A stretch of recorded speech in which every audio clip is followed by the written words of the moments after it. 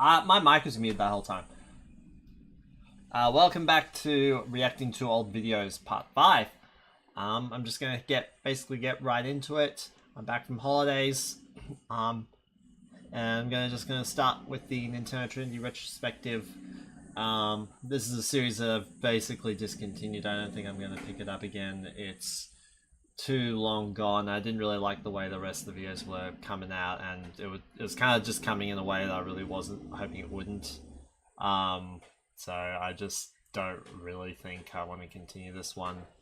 But I'll still watch it and react to it like I did before. Let's get into it. Nintendo Trinity Series talk. Although straight off the bat, the opinion warning is gone. I had retired that after the Metroidvania video. I just decided that it just seems a bit too condescending, so I just didn't want to put it in anymore.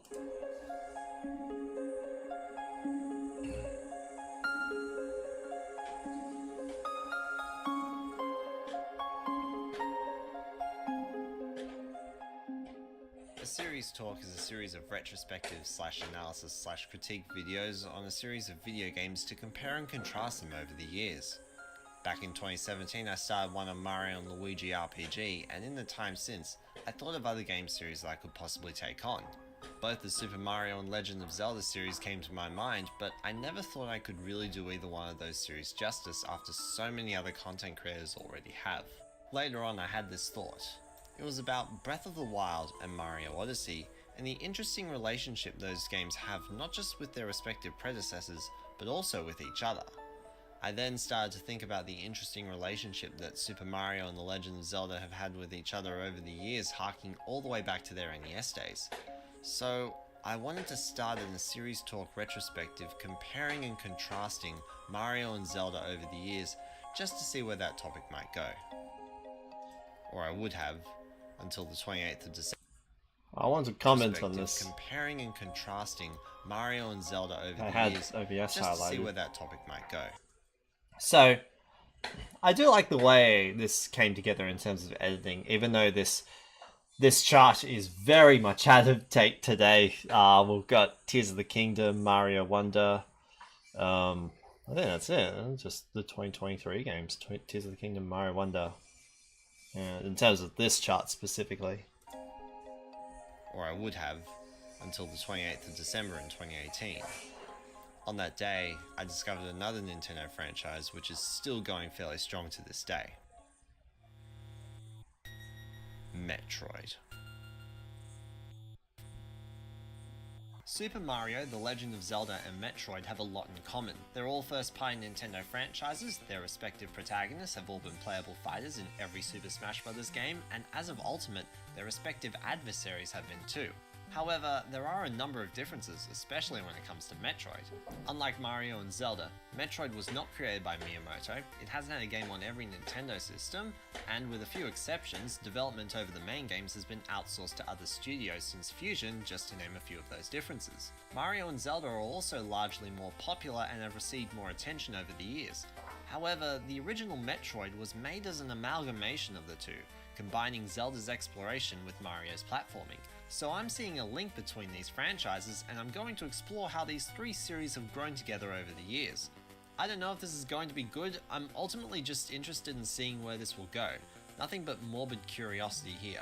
Each video will be dedicated to a group of games within an era boundary and will contain at least one game from each franchise. Some of the groupings may seem a little odd, but I've chosen them intentionally because of the way the games have been designed, and I'll go over each video group as we progress through the series.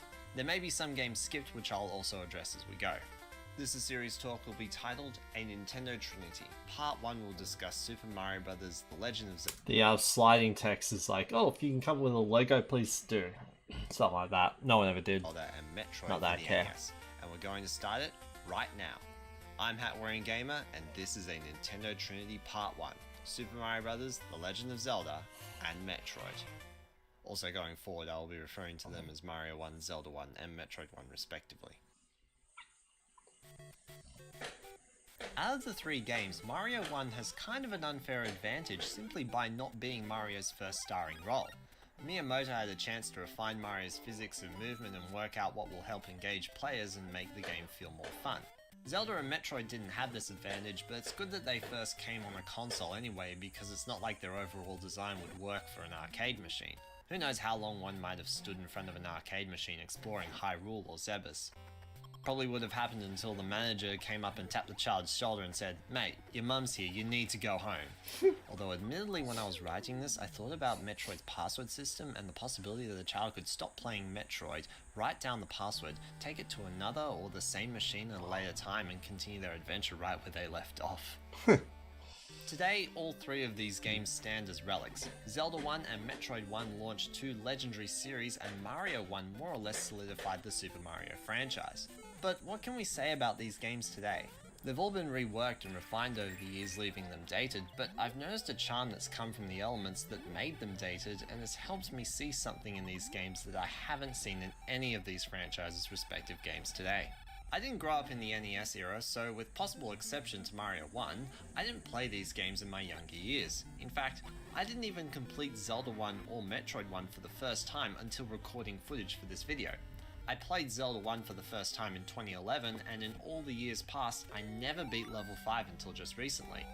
My first time playing Metroid 1 was around the same time, as I could play it through the 3DS Ambassador program, which was 20 free games, 10 NES and 10 GBA if you bought the 3DS before its first major price drop. I didn't really take to it at the time, and never really got far in that universe until I played its remake, Metroid Zero Mission, in February of 2019. That playthrough on the internet actually left me knowing more about this game than I should have before playing it, but at least I got through it. Mario 1, on the other hand, I played on the deluxe version for the Game Boy Color back in the day, and I played it to death, but I never found it easy. So many game overs, but a game over on the deluxe version means nothing more than going back to your last save, which you can do at any time. You might lose a checkpoint though. With that skill, I wouldn't have lasted too long on the NES version before being frustrated over going back to 1-1 every time I got a game over. I'm probably better at it today than I was back then, but I still found later levels to be very challenging, even with 1-up mushroom strategies and warp zones. Coins and power-ups were scattered and levels were getting harder to beat. This might be Nintendo 64 childhood 90s me talking, but this game is hard, and when you get a game over, there's no forgiveness. Zelda 1 and I don't even know what... little... in that footage, I didn't even know what actually killed me. I remember playing that and then being like, wait, what? I'm going to use this as like, oh, this game is hard. The game will just kill you at random. Maybe an invisible hammer that didn't get rendered in properly. Forgiveness when it comes to their game overs. All that would happen was being sent back to the start of wherever you are, still armed with the permanent pickups that you've collected, but that didn't make things much easier. Link would always have only 3 hearts regardless of how many containers you have, and Samus would only have 30 health regardless of how many energy tanks you have. Now, I was frustrated by these factors as much as the next guy, but I noticed how the difficulty of these 3 games affected the way I played. It was different to the way I usually play each of their successors. It was how I engaged with the worlds of each of them. I was cautious about coins and lives in Mario 1 like never before, and the lack of coins in World 8 gave me points of genuine tension. Even though I could get used to the level design after multiple attempts, I always tried to rack up as many coins and 1-ups as possible to keep myself alive until the end. Zelda 1 and Metroid 1 are similar in this respect to each other. The low health kept me wanting to engage with enemies so that I could get more heart pickups as well as Metroid 1, but for energy. I wouldn't often engage with enemies like this in either of their successors. These elements add so much to the gameplay that future games are quite often criticized for, such as them being too easy. It was the Mario game design that made 1-up mushrooms relevant, and there was never a reason to not pick up a coin. In Zelda 1, the only reason to avoid enemies was not wanting to risk taking damage when against them, which invites critical decision making over enemy engagement that could make or break your adventure. Metroid 1 is in a similar boat with the enemies and them dropping health, but I sometimes found them easier to fight since Samus's main attack is long range, or at least it becomes long range fairly quick, and even before that, it's medium range and still longer than Link's sword. But here avoiding enemies is a lot more difficult, and the only way to get around them outright is freezing them, and that's if you have Ice Beam and only fire once rather than spamming. Not to mention that in my desperate search for health, I would still freeze them but use that to my advantage by strategically repositioning myself for an easier kill. Or not. Obviously some elements haven't aged. I think the reason I go or not is because like Samus shoots the bug and then turns around and goes through the door and just like, oh, leave me alone. I like the fact that both Zelda 1 and Metroid 1 restart your health at fixed numbers rather than a percentage of the max health. I'm not suggesting anything too high, so maybe 60 to 70%, so that the enemy engagement can still happen without it being too much of a burden on the player. I don't think Mario 1 has aged badly due to these factors, but I know they wouldn't work as well in future Mario titles, and in fact, some of those future titles have suffered for it. It took until Mario Odyssey for 1-up mushrooms to be removed and declared irrelevant. I didn't think any future titles were negatively impacted by changing these because Mario Wonder, they came back, like the 1-up mushrooms. developers were still trying to work out how to design games for a home console rather than an arcade machine, and this is especially evident in Mario 1. I'm just mostly fascinated by the different way I approach these games as opposed to the way I approach their successors. Sure, it can get tedious and frustrating to build up your health again, and I wish it would just get me back up to the top so that I can get on with it, and I'm even grateful for the way all three series have improved since, but these elements still give these games their charm. It's a difficulty charm that kept me engaged in ways I was never engaged before.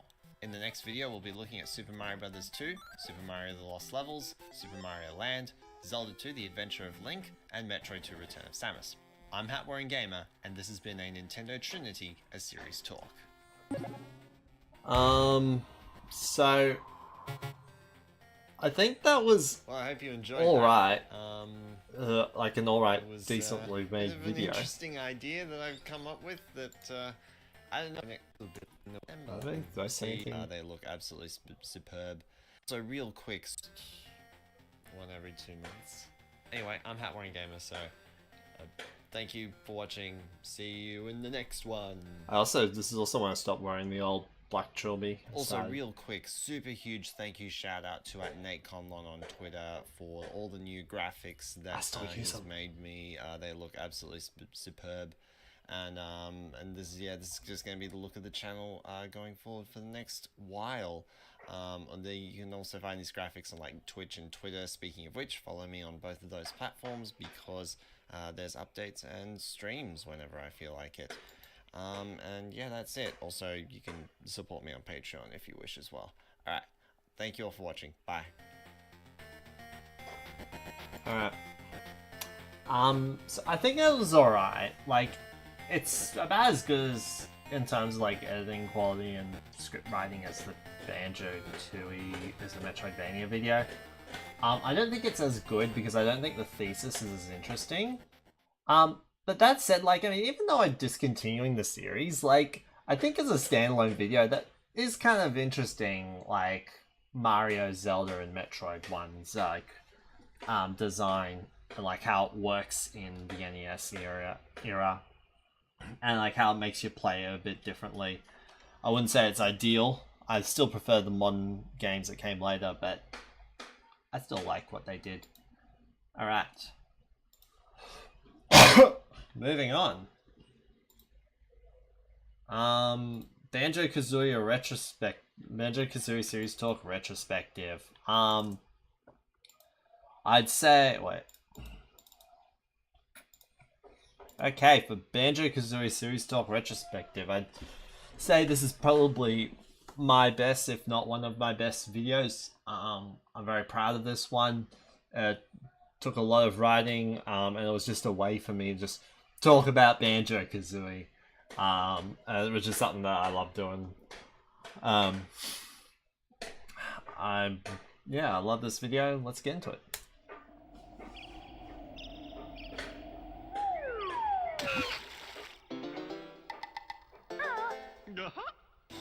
I've said a lot about Banjo-Kazooie over the years. I've done 2 scripted videos where one or more Banjo games was the focal point. I posted my reaction to Banjo and Kazooie coming to Super Smash Bros. And even back when I did Let's Plays, I not only did 100% playthroughs of the 2 Nintendo 64 games, but I also did Banjo-Kazooie Grind's Revenge for the Game Boy Advance and a highlight compilation of my first time playing Nuts and Bolts. I wasn't sure if an analysis about the Banjo-Kazooie series was necessary though, because I found it hard to find something that hadn't already been said.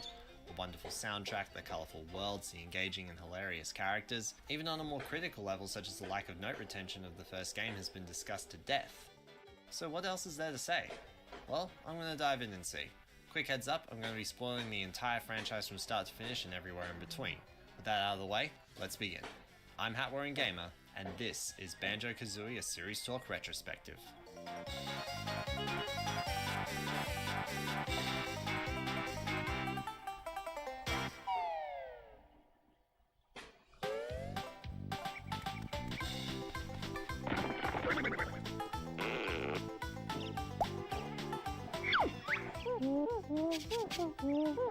I think the idea behind a kid from the 90s is just more, this is what, like, this is my personal, like, this very start, my personal experience of Banjo-Kazooie. That's the idea behind it, more or less. I remember my sister first expressing an excitement about some game called...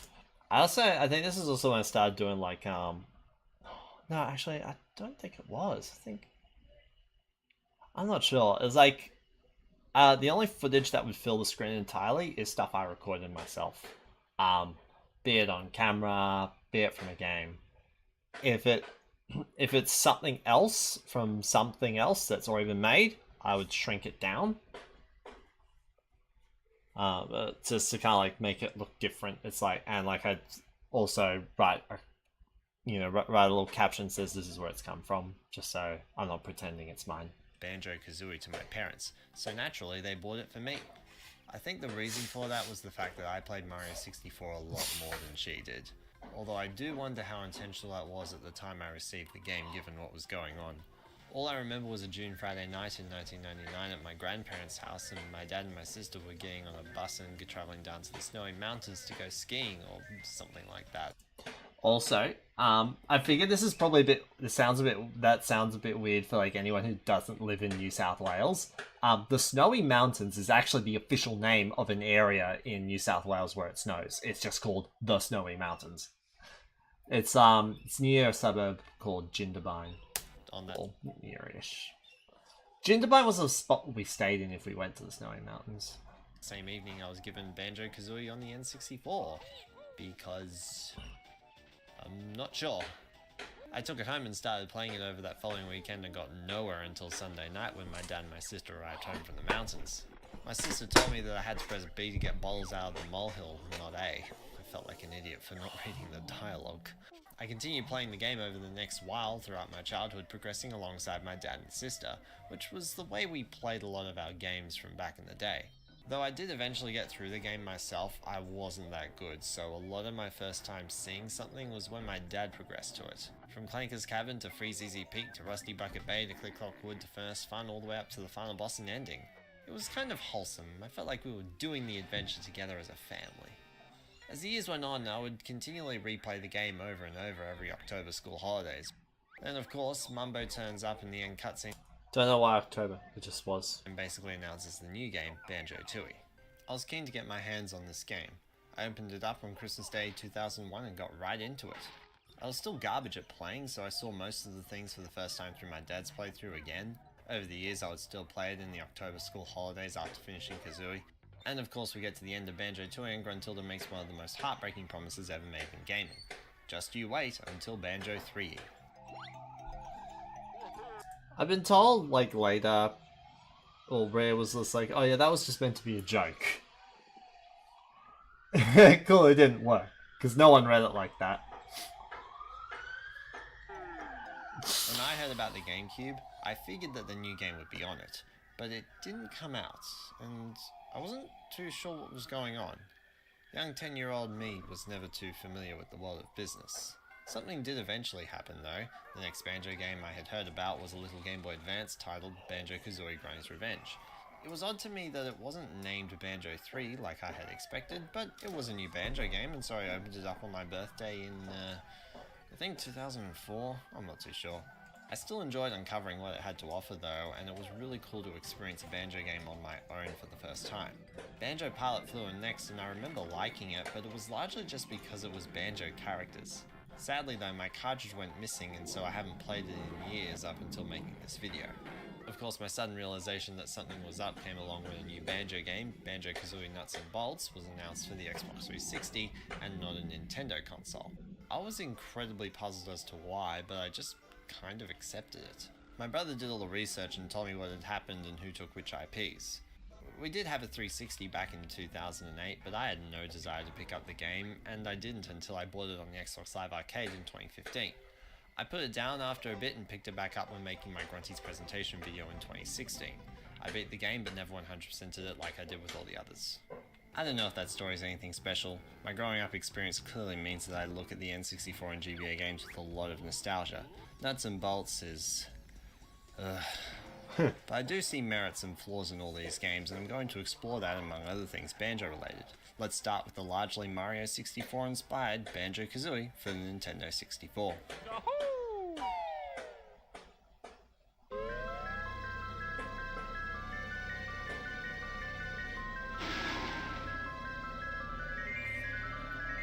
So, a childhood dream. The title is kind of like, well, childhood is like, I played Banjo-Kazooie, the first game as a kid. It's like, dream is just a reference to,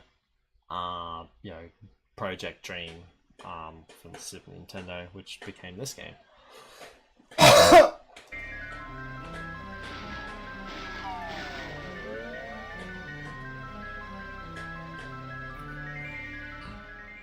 We've all heard the Dream story before. Banjo-Kazooie started out as an RPG for the Super Nintendo starring a boy named Edison.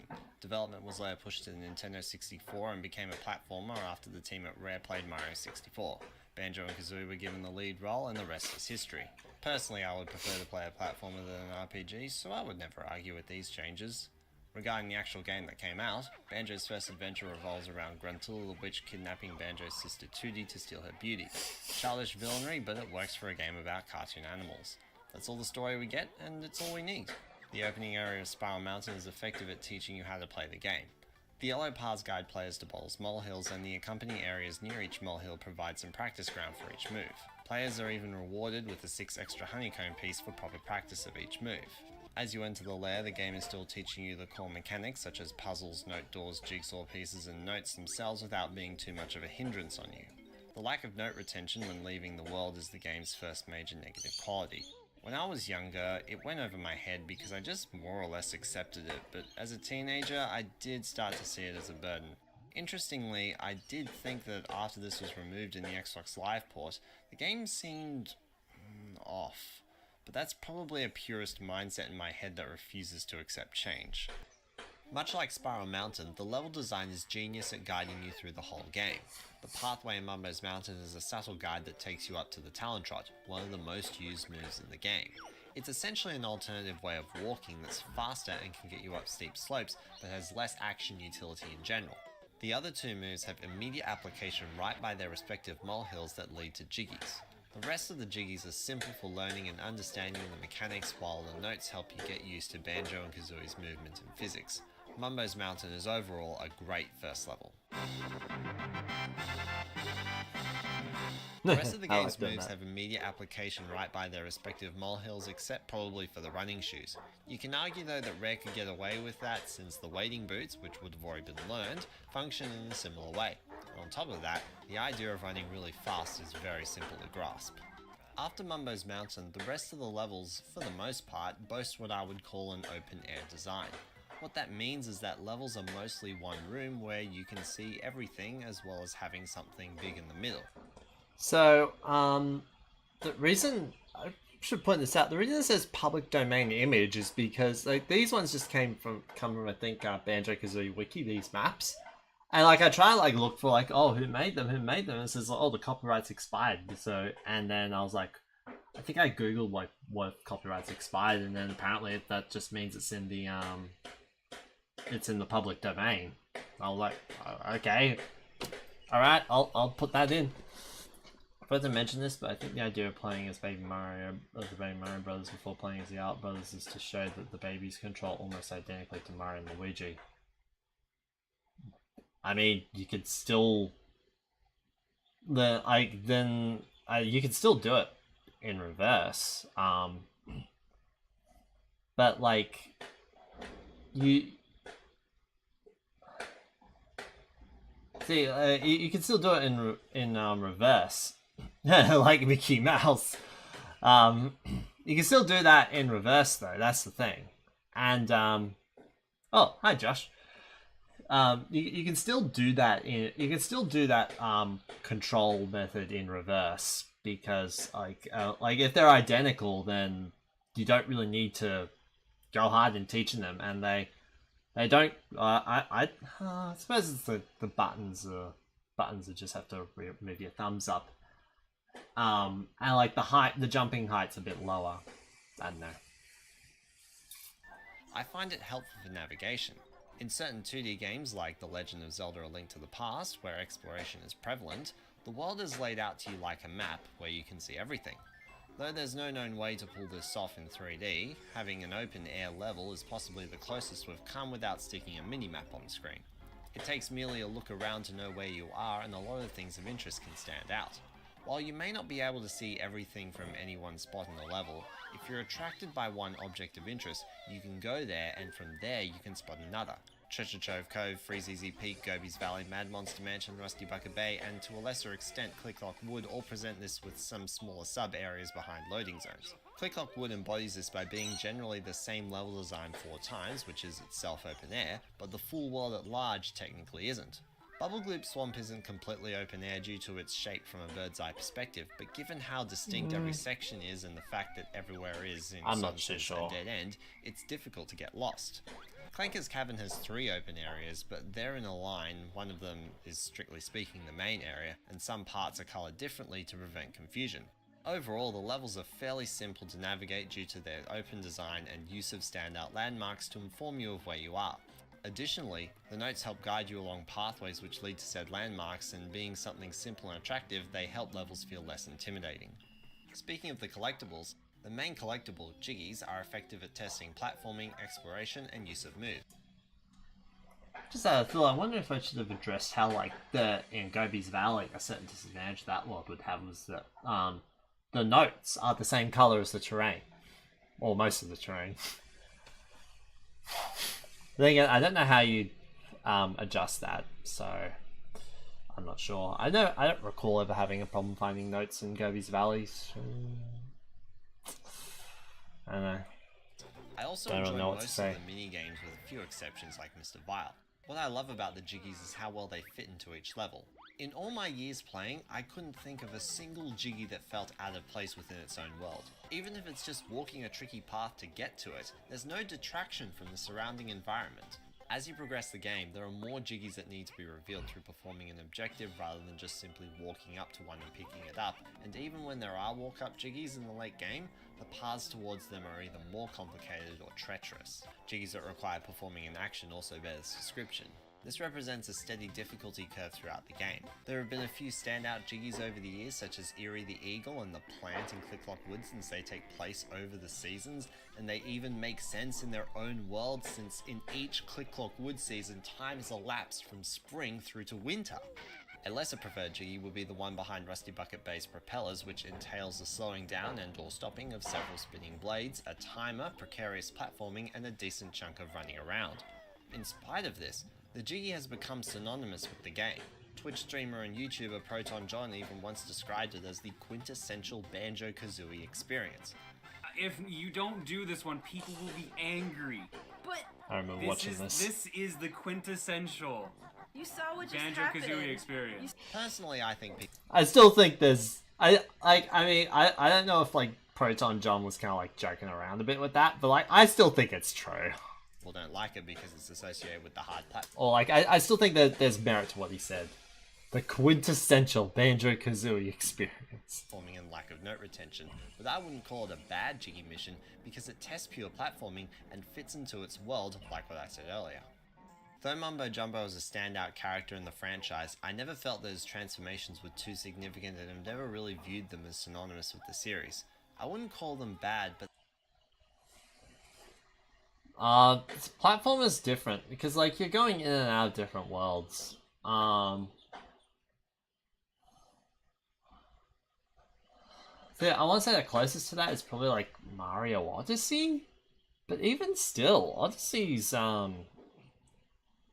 is still slightly different because you're being transported and the world has changed because you've done something to it. You can even say like even Mario 64 in Sunshine, the level design alters because you leave it and come back, but you leave the level and come back. It's just that if the game's like Paper Jam's trying to convince me that the whole world is one big open world, that's not doing it. I don't think it works to compare them. They're not that comparable. One's an RPG and the other's a platformer. Yeah, it's Mario, but I'm not sure if they're that comparable. They feel less than what they could. I think it's fair that they offer less utility than the bear and bird form, but I've always felt that lacking an attack, with one exception, held them back from being used more often than just the 1 or 2 jiggies that they can pick up. The overworld is also worth highlighting. Gruntilla's lair is full of secrets everywhere waiting to be discovered, whether required for completion or not, and even if it's not required, what you discover can help.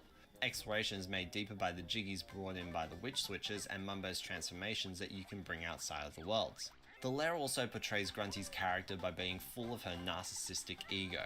The statues, her cackle at the start of the music, and her random dialogue portions enforce this, not to mention how these constantly remind you of where you are. The endgame kicks off with Grunty's Furnace Fun quiz show. When I was younger, I was always excited about seeing this. I love the atmosphere. The visuals, the music, Grunty's character shining. I love the question variety, visuals, music, standards, and even the extra mechanic of the Joker squares. The downside is, however, that people tend to not pay attention to this stuff. The Grunty questions require talking to Brentilda, since the answers change every time you start a new file, resulting in it being either take your time or take your best guess. Ending quizzes have come back in every mainline Banjo game, making it one of the classic Banjo signatures. I've always found the final boss fun, but it does wish to test your egg ability over and over, since 3 of the 5 segments require them, and 1 of the remaining 2 is easier with them. There's flying, but minimal platforming, and a bottomless pit to mess you up and cause you to restart this fairly long fight. What's so wonderful is everything around you, the sky, the music, Grunty. It has an amazing atmosphere, and in spite of what I said about it mechanically, it's still satisfying to send the Gingernator pecking Grunty off her own roof, toppling her down when her ego was at her highest, burying her under a boulder where she lies for 2 years. By the way Grunty shatters before the Gingernator is reminiscent of 2D shattering before Grunty at the start of the game. Wait. Is it? I don't know if anyone's ever talked about that. Like you got 2D shattering before Grunty, and then Grunty shatters before the Gingernator. Like, I don't know if anyone has ever talked about that. Does anyone? I don't know. Has anyone ever seen anyone aside from me talk about that? I know it's really small, but it's just something I'd noticed even when I was a kid. That kind of callback. But I don't know if anyone's ever noticed it. This game's so cool, for goodness sake. It's got so much atmosphere, so much life, so much vibrancy. Banjo-Kazooie takes what Mario 64 started and largely perfected it, and while, there are some flaws, it's still a marvelous experience. Well, there are some flaws. The moves, the worlds, the jiggies, they neatly fit with each other, resulting in a well-condensed package wrapped up in its charm and atmosphere. So when Mumbo teased Banjo-Tooie, how did Rare follow up?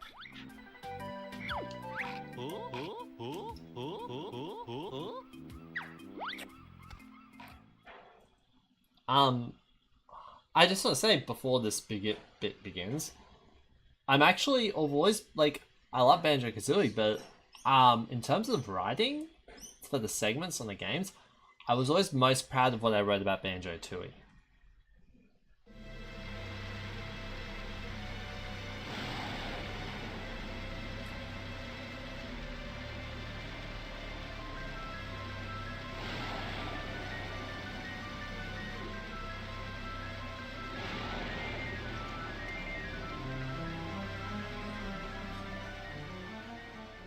Those 2 years Grunty was destined to spend under the boulder have passed, and so she is ready to head out. Quite literally, on a dark and stormy night, Gruntilda's sisters Minghella and Borbella rock up and free her. She exits as a skeleton, and so they head off to go fix her, but not before she trashes Banjo's house and kills Bottles. A much darker tone is set and the adventure is underway, but that's not all the story cutscenes. There's seeing Klungo, fighting Klungo, meeting Jiggling, witches zombifying him, meeting Bottles' family, meeting Jiggy Wiggy, and finally getting into the first world, Mayhem Temple, and wow, that was long. It can take up to 30 minutes to get to this point, while in the first game you can get to Mumbo's Mountain in half the time. As unfortunate as the intro's length is, I love the game's quality as a sequel. The reuse of Spiral Mountain strongly drives that home since you recognize the layout even though it's in a different state, destroyed by minions. You can walk into the first room in Grunty's lair and see the passage to Mumbo's mountain is blocked. It gives this feeling that if you could get past it, you would be running around Mumbo's mountain in seconds. Additionally, if you go back to the first game, there's now this feeling that the Jinjo village, while not accessible, is actually there. It filled my childhood imagination with a lot of strong wonder. Adding to the sequel quality on a mechanical level, you start the game with all the moves learned in Banjo-Kazooie, with new ones to come. Some build on old ones like more kinds of eggs, egg aiming under various circumstances that build drill, while others are new like more shoes grabbing onto ledges, which thanks to Mario 64 always felt like it was missing from the first game, torpedo, first person shooting, splitting up, not to mention every move that builds on those last two. The FPS sections, while odd inside of a platformer, were still fun to do. Aside from the stomach in Pterodactyl Land, going around and shooting anything and everything wasn't really a goal. They were more about exploration, which helped tie into a game filled with exploration outside of these sections. I also really loved the idea of splitting up since the game could have executed it poorly, but I don't think it does. Both Banjo and Kazooie eventually become very versatile by themselves and are well utilised for all sorts of jiggies. Additionally, travelling as a pair isn't made redundant because there are still a number of moves that can only be done together, as well as boss fights and transformations. It also allows for more moves to be learnt without running out of space on the N64 controller. Level design is done somewhat differently compared to the first game. In Kazooie, levels are fairly open, but not so much in Tooie. In an interview with DK Vine, Grant Kirkhope, though not being on the world and level design team, said that one of Rare's mindsets when designing Tooie was that bigger is better. I feel like when it came to Tooie, we all thought, make it twice the size, it's twice as good, and that wasn't really the case. It just became a bit of a bigger thing, not necessarily twice as good. There are obvious regrets with that philosophy, such as how larger levels run the risk of you getting lost and being overwhelmed. However, given this goal, I think that Rare took quite a clever approach to the designs of the levels to help you not feel those two negative qualities during exploration. Rare's attempt was to cut off portions of the level from your access when first entering them. Somewhat similar to the wall extension mechanic in Yooka-Laylee, but done a lot more naturally, and it helps that the first level, Mayhem Temple, eases you into it. The pathway from the start leads you through the level passing some of the biggest points of interest and stopping at Target Zan's temple. The game introduces warp pads for quicker travel as well as makes an example out of the one outside Mumbo's and the one at the start of the level to show you how they work. Speaking of Mumbo, you're right by him who unlocks access to most of the rest of the level through Golden Goliath. What this does is familiarise you with the first area before bringing new parts into play. Additionally, you're forced to meet with Mumbo before meeting the new shaman, Humba Wumba. Most of the rest of the levels have fairly minor barriers like the Bilgil boulders in Glitter Gulch Mine or the Inferno in Witchy World, however there are still large ones like oxygenating the water in Jolly Roger's Lagoon. My favourite attempt at this design overall is Grunty Industries. It forces you to enter the building by taking the train and opening up the place from the inside. Access further into the level takes place one step at a time. You visit each new floor one at a time and they have distinct colours and rooms so they don't blend together too much. The warp pads also helped as finding each one felt like the floor had been fully unlocked. For those reasons, I actually found navigating the level to be largely straightforward despite the level's reputation for being a convoluted maze. In a number of other levels, I've heard other people complain about getting lost in them, but that's a problem that I've never personally experienced. There are all sorts of elements that keep you from getting lost in levels. Glitter Gulch Mine has the minecart track and river to act as lines through the level, though I think it's fair to say that those are the least effective in the whole game. Witchy Well is very straightforward with its themed areas. Jolly Roger's Lagoon, while potentially difficult to grasp, isn't that complicated since the underwater areas form a loop. Atlantis to the big fish to the lockers, lockers to the sunken ship, and back to Atlantis. The town centre is also a nice introduction to the level, and having Mumbo do magic to make the water breathable helps ease you into what it is that you're doing, as stated earlier. Pterodactyl Land is a literal circle, though it could use more decorations like some jungle and more spread out warp pads. Hellfire Peaks' Fireside has simple pathways so you're not too overwhelmed, while the area opens up more on the ice side since the snow doesn't damage Banjo and Kazooie like the lava does. Kaku Land is somewhat obscure, but everywhere is distinct, and the flower launches help guide you in a direction when you're not too sure and feel overwhelmed with options. A lot of the kinds of Jiggy missions were largely the same as the first game, but there are still some different ones. There are Jiggies across multiple worlds, there's now a boss in every level that fits the theming, each rewarding a Jiggy. I would even argue that Minji Jongo fits Cloud Kakuland given that Cloud Kakuland is literally high. Anyway, in the first game there was one Jiggy, being Boggy's second race, that required a move from a later world, but in Tui there's at least one of those in every world except Hellfire Peaks and Cloud Kakuland. It doesn't bother me too much personally because Banjo-Tooie does a good job at making its world feel like one full package through its passages between all locations rather than the first game with its start pads, and if you want more details, go watch my video on how Banjo-Tooie is a Metroidvania. It's okay, I'll wait. On YouTube, there's like the clickable icon that lets you go watch it.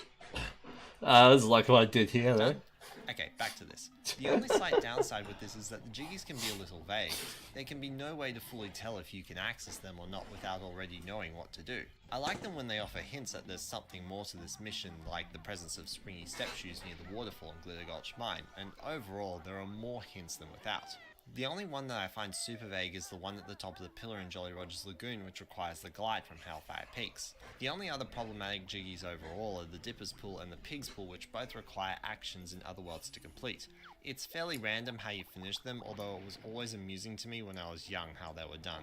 Shaman Assistance returns with Mumbo doing magic out in the field, while the game introduces Humble Wumba to take on Mumbo's role from the first game. All transformations are a little more versatile since they either have an attack, are invincible, or are the baby T-Rex that does close to nothing. Two particular standouts to me are the submarine from Jolly Roger's Lagoon and the washing machine from Grunty Industries. The washing machine, while being slow and heavy, uses the fact that it's mechanical to get around the level in a different way. The submarine has clever ways of working through the lagoon with the weakness of land travel, but one of my favourite parts is that you can fight the level's boss as the submarine, and I always do since the torpedoes are unlimited and you don't have to restock your grenade eggs all the time. Mumbo can be a little frustrating. I think also touching Lord Wu Fak Fak doesn't damage them with submarine. I don't remember though if it damages Banjo and Kazooie or not. I can't remember honestly. Strain to use though. I think the idea is that he's weaker and so you take on the challenge to Probably traverse not. the I level would've as him, researched but that, it I doesn't reckon. work as well since it's not that hard to avoid enemies and use warp pads. The Island of Hags may not be as impressive as Grunty's Lair, but still has the mark left by the witches and the digger tracks that you follow through the whole game up until Cauldron Keep. I love that it's consistent in theming where everywhere is somewhat dilapidated, while still managing to match the themes of whatever world you happen to be near. However, if there's one thing about the Island of Hags that deflates me, it's the Jiggies for it. It has 10 in the total screen. One is the one Jiggling gives you at the start, which I think is fair, but the other 9 are completing the 9 Jinjo families, which makes the world feel like it doesn't have much to offer. I appreciate everything that's in it, like Heggy, Honeybee, the Jinjos you collect, moves, and even a train station, but it still felt like something was missing. Adding to that feeling would be how much smaller it is, as some later level entrances feel tacked onto an area just so it can be there. On the other hand, I love the way progression is done. Advancing through the lair in Kazooie required notes to open note doors, but in Tui, notes are only superficially different, but still technically let you proceed through the Island of Hags. They now come in Notes Nest as a group of 5 and no longer reset with Death of Departure, which is a nice little change, but they're also now used to learn moves which help you advance through the hub, meaning that even though the passage from the Wooded Hollow to the plateau is open from the start, you need the grip grab to get to it, which requires 35 notes. So the passage is a glorified 35 note door, but what I love is that the use of the moves helps the world feel a little more natural. Moving on, Cauldron Keep serves as the final act containing another quiz game similar to the first game, but with a different structure. No squares and 2 opponents. Grunty questions are gone, but the audio questions are too, and the visual questions don't let you know the question as you see the image, and if you're buzzing early, you won't see the question at all. I don't mind that challenge too much, but it irks me when Mingella or Blabelda buzz in, don't see the question, and answer correctly. The third round is the best one since there are no opponents to be annoying pests. What I like about the final battle is that it actually tests platforming, but actually attacking Grunty is done in the FPS mode, which I think is fair that part of it is done in FPS mode, but not the whole thing. One cool idea might have been having to climb the Hag 1 and peck her. I will always appreciate Banjo-Tooie for everything it tried. I can't say I prefer it over Kazooie, but whether it was successful or not, Tooie was ambitious. I love the idea of expanding the worlds from the inside of them by using the moves and solving the game's own riddles. The game ends with the infamous promise of a new game called Banjo 3E. But what actually happened? Well, a new Game Boy Advance game came along called Banjo-Kazooie Grunty's Revenge.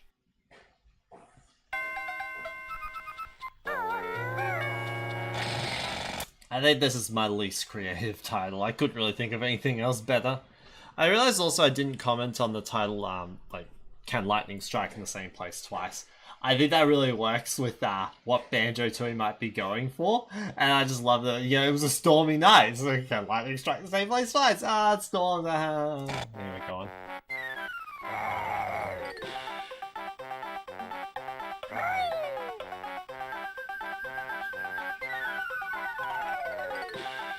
Grunty's Revenge starts out as a sequel to Kazooie, but a prequel to Tooie. This kind of narrative placement is bound to produce plot holes, and it does, but this is a kid's video game about cartoon animals, so I really don't care. Grunty kidnaps Kazooie and goes back in time to prevent Banjo and Kazooie from meeting. It's something new, and it exists to get the game going. The time travel element isn't used much else, but it never bothered me personally after the game had gotten started. Design-wise, Revenge hits this rather interesting middle ground between Kazooie and Tooie in various aspects. The world returns to smaller yet more open level design similar to Kazooie, but the game uses a lot of Tooie's set pieces like Jiggy Wiggy's Temple and Honeybee's Hive, and even takes on a number of changes made in Tooie like not resetting notes in Jinjos when dying or leaving the world, and requiring notes to learn moves. The levels themselves are much smaller here than in either of the N64 games, but that's actually hidden well through the Game Boy Advance's screen size, making them feel physically bigger than what they are. The screen size itself can also help make the levels feel less daunting, as you won't feel overwhelmed with too many options by simply seeing them right away. Notes are still used for guiding you along the path to a slightly lesser extent than Kazooie, but I don't think there's harm since the levels aren't that small. The Jiggy missions aren't too terribly different compared to Kazooie's. They all fit into their worlds and they have fairly steady difficulty curves. Despite the steadiness of the curve though, nothing gets too terribly hard by the end. Out of 5 worlds, the difficulty by the 5th world is about as difficult as the 5th worlds in the N64 games, meaning that it gets to about medium. I personally do enjoy the minigames, although I remember having a rough time with the fishing game when I was younger, largely just because I didn't read the instructions and didn't grasp that you could hold down the button for less time to fish from one of the higher rows. I do like how they escalate in difficulty though. The first game is get as many as you can, the second game is get only the one of the 2 types, and the third game is the same as the second, but you can't see them before fishing them out, so you have to carefully assess their movement patterns to be successful. And yes, they are different. There is the slide as well. It doesn't evolve as strongly as the fishing, but still enjoyable. Sadly though, I'm not too fond of the overhead vehicle games due to their tricky controls. The boss fights are fairly basic, but they're fine. Attacks are communicated well and things change up as you progress, even if it's one of the same 2 enemies every time. However, above all of them is the fighting skills harbour. Grunty's attack affects the way you aim, which forces you to be strategic in how you shoot her. It's a little tricky, but I think it works quite well. I have one plan, Transformations but have a significant... I have one plan. But it's gonna kind of be its own one video, I think, which I'll do after Thousand Year Door. I won't say what the series is, though. But I do have one plan for which will be after Thousand Year Door, and it'll be like one video, kind of like this one is. Overhaul in this game. This time you can choose any transformation to become in any level. This creates all sorts of different challenges for you to overcome, as well as challenge the way you think about a level. It helps too that every transformation is used in at least 2 levels, and they have all sorts of varying mechanics. The mouse is small but has no attack, the tank is heavy and packs quite a punch but it can't jump, the candle can be a light in darkness, and the squid can swim in dangerous liquids. In all the games, I think this is the transformation mechanic at its peak. Spiral Mountain takes on the role as the hub in this game. I like that the area itself acts as its own world with 10 Jiggies, 100 notes, 5 Jinjos, etc., and that you can access more of it as you learn moves throughout the game. The content itself is fairly simple for the most part, and the difficulty lands somewhere between Cliff Farm and Brigal Beach on average. One other enjoyable element is that the overall layout of the hub is similar to the layout of Spiral Mountain in the N64 games. The mountain itself is in the center with Grunty's lair to the right. I've always been really proud of this observation, because I just love that it kind of works out pretty somewhat decently. It's all there, it's all there, and you can see it, and I love it. Farm area is where the vegetable patch is, the entrance to Bad Magic Bayou is where the stumps are, and the water at the top is the upper water area. Obviously it's not one-to-one, but how often are repeated video game areas like that? Like how often is Hyrule identical in each Zelda game? Grunty's Lair. Of course, the great thing is that Hyrule in each Zelda game has a general layout, but with nothing specific. I mean, Kakariko Village has always been in a different spot. For Twilight Princess, it's the GameCube map layout version that's accurate, where you've got Death Mountain in the northeast, the deserts in the west, and then you've got Lake Hylia in the south. Well, Hylia's in the south either way, but that's not the point. The point is, it's consistent. Comes the final act for the game with a fight against Grunty, another against Klungo, and another against Grunty to be the final boss on the top of the tower, as well as quiz games between each of them. The earlier fights are sadly just rehashes of older fights with not much new to them. I think it would have been awesome to have another fight similar to the one against Grunty in Spiller's Harbour. I did enjoy the quizzes though, since they contained more variety in questions like Kazooie without the Death and Grunty squares, as well as the removal of opponents from Tooie. Between Kazooie and Tooie's respective quiz games, it's the best of both worlds. The final bosses are set up from the earlier bosses in the lair. A lot of phases have some new ideas while still testing you on the game mechanics. Overall, Grunty's Revenge is nothing more than a simple banjo game on a handheld. Its greatest strength is capitalizing on the best of both N64 games. The only problem is that it's not as inspired as them. It doesn't really try to do anything new. Once Grunty is defeated, she requests Klungo to summon her sisters leading into Tooie, and Banjo says to summon others to hopefully finish a card game this time. Wait, hold on, I thought this was before Tooie. I don't even know, maybe this group just has a gambling problem He has one pair of twos. or something. In other words, he's probably going One to other lose. element I haven't mentioned mainly regarding Revenge and Tooie is how ambitious Rare can be when developing for various hardware. Despite the low world count in Revenge, Rare did manage to pack so much into such small locales, space for transformations, 10 Gs, 100 notes, and still use the game screen to make the game feel bigger. On a more impressive level, Banjo-Tooie is a game that pushes the Nintendo 64 hardware incredibly far. The world sizes, the graphics, particularly Banjo and Kazooie themselves. It's no wonder the game lags a lot. I think the reason Tooie's feat was more impressive than Revenge's is because Rare had spent more time with the Nintendo 64 hardware, and so they had a better understanding of it by the end of its life cycle. But it is worth noting what Rare pulled off with Revenge through stuff like its minigames and the Spiller's Harbour boss fight. Admittedly not as impressive as something like Superstar Saga, but then again, this was their first game on the Game Boy Advance. Over respective console generations, Rare figured out how to push Nintendo's hardware and make what appears impossible work, impressing Nintendo by breaking into the NES, coming up with pre-rendered graphics, then developing the Donkey Kong Country games on the Super Nintendo, a number of late Nintendo 64 games, and even Saber Wolf on the Game Boy Advance, which took advantage of Rare's pre-rendered graphics like the DKC remakes. I don't think the GBA feats were as impressive as the console feats, but that could be due to the Microsoft buyout circumstances of the early 2000s. But this does make me wonder what Rare might have been able to pull off with the GameCube, Wii, or Wii U had they stayed with Nintendo. So we've had 3 adventure games, but now we have... I often wonder that. What would have Rare done if they stayed with Nintendo? How could they have broken the consoles? What could they have done? a small racing game. Banjo Pilot started out as Diddy Kong Pilot but became a Banjo game because of the Microsoft buyout. It's a simple spin-off racing game just like Mario Kart. I don't have a lot to say about it, it's decently fun, has a fair few things to offer, but I find it hard to look past the fact that it started out as something else. Outside of the backgrounds, the courses have little to nothing to do with the franchise, not to mention that during the transition from Diddy Kong to Banjo, someone forgot to remove Espresso's cameo. It's Espresso. It has a fair few modes to keep up the single player content, but nothing I personally found too terribly memorable. It's an average racer with a few things to do in it, not much else. Moving on, at long last, a brand new mainline Banjo game that's a sequel to Tooie was coming, but it was on an Xbox console. I picked up that something had happened regarding where Banjo games land, but I was just so happy to see the promise of something that I had been waiting for about 6 years now. The graphics looked a little odd, but I did recognize who they were, so I wasn't too upset. In 2008, Rare released Banjo-Kazooie Nuts and Bolts for the Xbox 360. Nuts and Bolts. What? Why is it called that? A car game? Okay. Is there collecting like the previous games? Well, I see notes, but they're currency. And the Jiggies are won by doing car missions rather than exploration and platforming? Okay. Maybe it'll be good?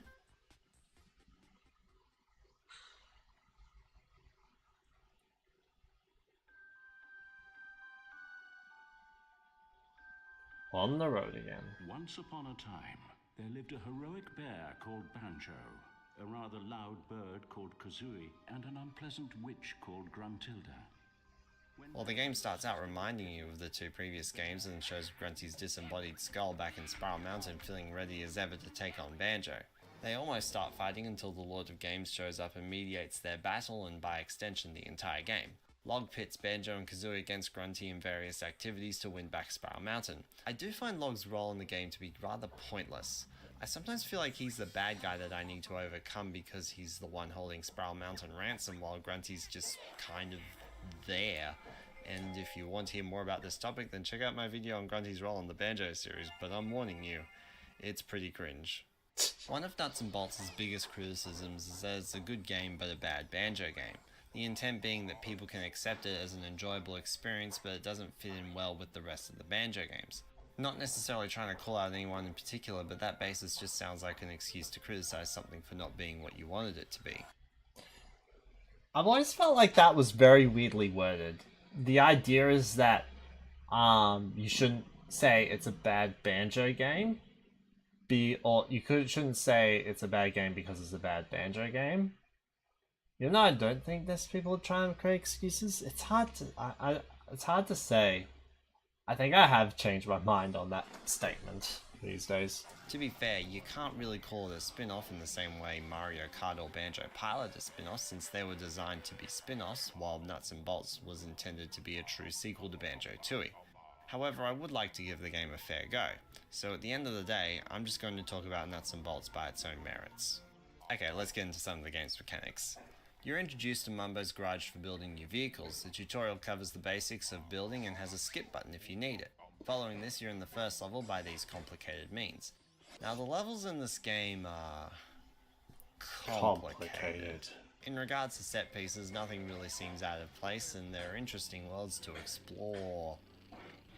Mostly.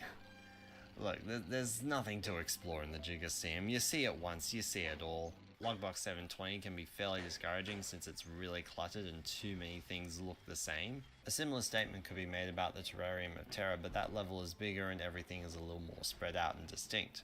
The first time I visited Nutty Acres, I wanted to explore it. It looked like it had something to offer.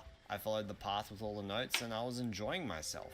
While exploring the worlds in the hub, you can find notes which are used as currency for more vehicle parts. It, rather ironically, added a bit of a collectathon element to the game, keeping some of the old elements of the 3 previous Banjo games. The Jiggy missions are triggered by talking to NPCs. They all contain some kind of vehicle-based objective, and aside from ones where the game chooses for you, you have to come up with a vehicle that you think is best suited for the mission. Missions can range from land, water, air, speed, weight, cargo holding, and everything in between. There's quite a selection of stuff to use for vehicles, and you're the one who builds it all. It was essentially the hybrid between Legos and Minecraft. Over the course of the game, I did notice a vibe I was getting. It was reminding me of The Simpsons Hit and Run, which of course is a game very similar to Grand Theft Auto. I've not played much GTA personally, but I have played a lot of Hit and Run and really enjoyed it, and I can see a similar enjoyment in Nuts and Bolts. Although I did sometimes get a little overwhelmed thinking about all the vehicle possibilities and feeling completely absent from ideas right from the beginning. I appreciate the forced vehicle missions since they can inspire you, and the requirement to complete the missions can also do that. For example, I was really slow in this boat race in Banjoland, so I added some things to it, and on the second attempt I was much faster. Even as you progress through the game, you can unlock parts, and it's helpful in not having too many options right out of the gate, and more stuff later on can give you ideas. The downside, however, is revealed in the forced missions. They can be very challenging gameplay-wise because the vehicles will have their own limits built into them, but that's a good thing. The problem comes in when you choose your own vehicle. You can create a powerhouse that can do one thing immensely well. This detracts from the gameplay and makes any two missions of similar type feel sloppy and samey. Need a race? Pick the fast one. Transport an object? The cargo hold. Need to shoot something? The vehicle with the grenade launchers. It turns the 100 plus Jiggy missions into a monotony and makes them feel unnecessary. The hub world Showdown Town is designed around granting you more car parts for more expansive travel, which gives you access to future worlds. Opening future worlds isn't any less obnoxious than Nutty Acres, and in some cases more obnoxious. The Gigaseum I thought might have been a cool puzzle, but I solved it by accident and The hybrid between Legos and Minecraft. Don't overread it. even at first, I thought I stuffed it up by having the game world get attached to the magnet. At least I technically I'll call it plural again just for fun. Legos. Legos. Legos. did it right.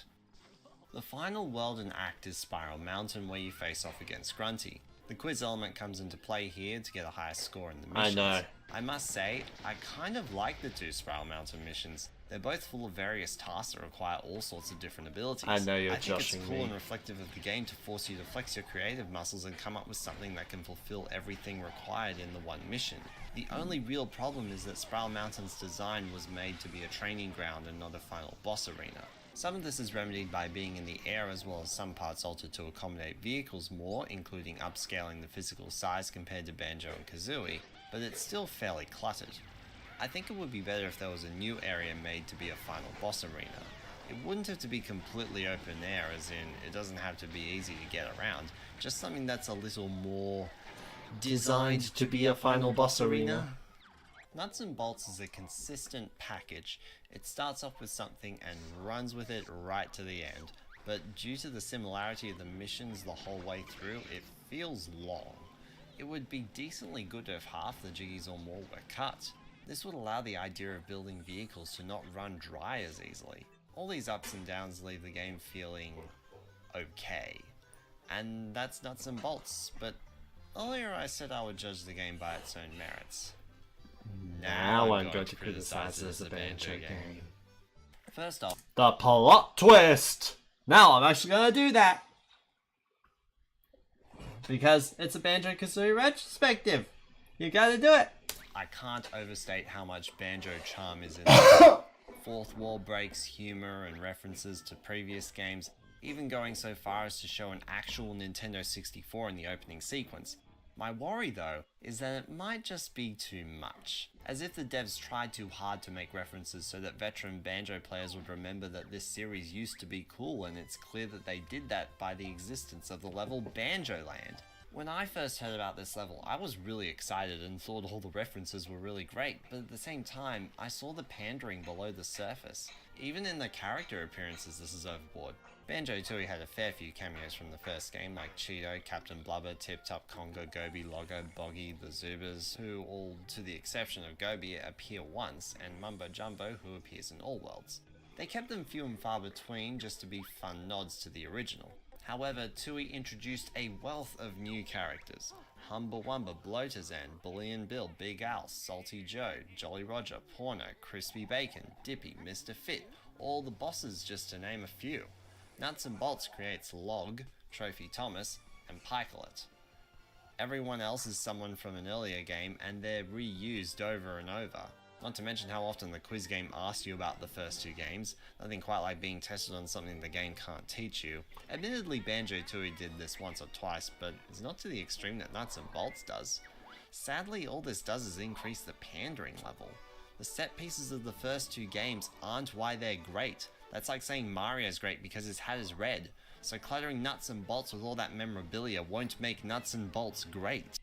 I'd say Mario's great and therefore his red hat is iconic.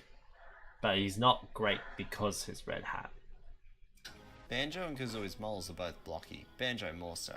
The rare revealed video on Nuts and Bolts development shows that they believe the design was best suited for the game, and I actually agree with that. Banjo's blocky aesthetic aligned more with the blocky environment of the car builder in much the same way the model of Steve from Minecraft is pure blocks with no curves. Banjo and Kazooie obviously do have curves in Nuts and Bolts, but so do car parts. they just live in the blocky environment. Do I think the models look good in general? They're okay. Kazooie looks pretty snarky, which goes with her character, and Banjo does look a little dim-witted, but I still prefer the smoother models of Smash and the platformers. Speaking of the platformers, there is of course the element that the internet will never be silent on, the gameplay and genre. Banjo and Kazooie are recognised for being platforming characters since the first 3 out of their 4 mainline games have them platforming, while 3 out of their 4 spin-off games show them driving. People point out, like, oh, you know, the Banjo and Kazooie, they're driving in half their games anyway, so what's wrong with them driving in this game? But I think the spin-off / mainline element is kind of clues us in as to why it's still a problem. Also, I really liked doing this, making this one. I enjoyed it. The game even denounces the things of the previous games near the beginning before even starting the main adventure. Nuts and Bolts throws away what made Banjo-Kazooie great and replaces it. But why? Well, we need to go back to 2002. We all know this story. Rare was bought by Microsoft and numerous Rare games were reworked or cancelled. Donkey Kong Racing, the promised sequel to Diddy Kong Racing, was gone. Diddy Kong Pilot became Banjo Pilot as discussed earlier. A few more projects came to be, such as Grabbed by the Ghoulies and the mysterious Although actually I did read, apparently Grabbed by the Ghoulies was starting development as a GameCube game and obviously became an Xbox game. Banjo 3 was forgotten. I say forgotten because based on the Rare revealed video, it seems the project was dropped entirely or at least put on the back burner until the mid-2000s and then reworked from the ground up. They said that it started out as like a remake-ish of the first game, but really a sequel that reused all the old levels from the first game. I personally think it would have been amazing, but I say that as a Banjo fan. The problem they thought of was how to communicate to people that it was, for the most part, a new game since it was using all the same old levels. It would have been a Wii versus Wii U situation where the latter product looked too much like an earlier one and so people not realizing it's something new. The ideas had developed from something where Grunty appears on each level and actively interacts with Banjo until they decided to add the car gameplay to the game. I can't help but wish that, much like the original Dream, Rare changed their protagonist like the way many feel.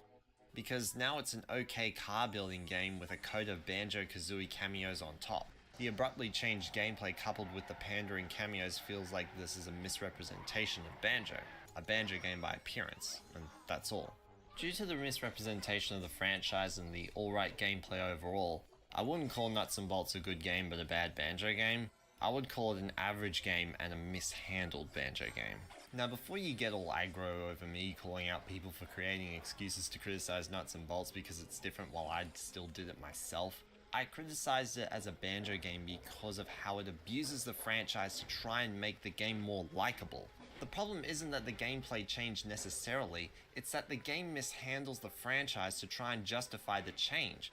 If this was a spin-off that came out maybe 1 year after a mainline platformer, it would have been fine. Nuts and Bolts ends with Log dismissing the idea that Banjo and Kazooie were coming back, while Grunty teases the idea that another game was coming. Either way, someone was going to be right.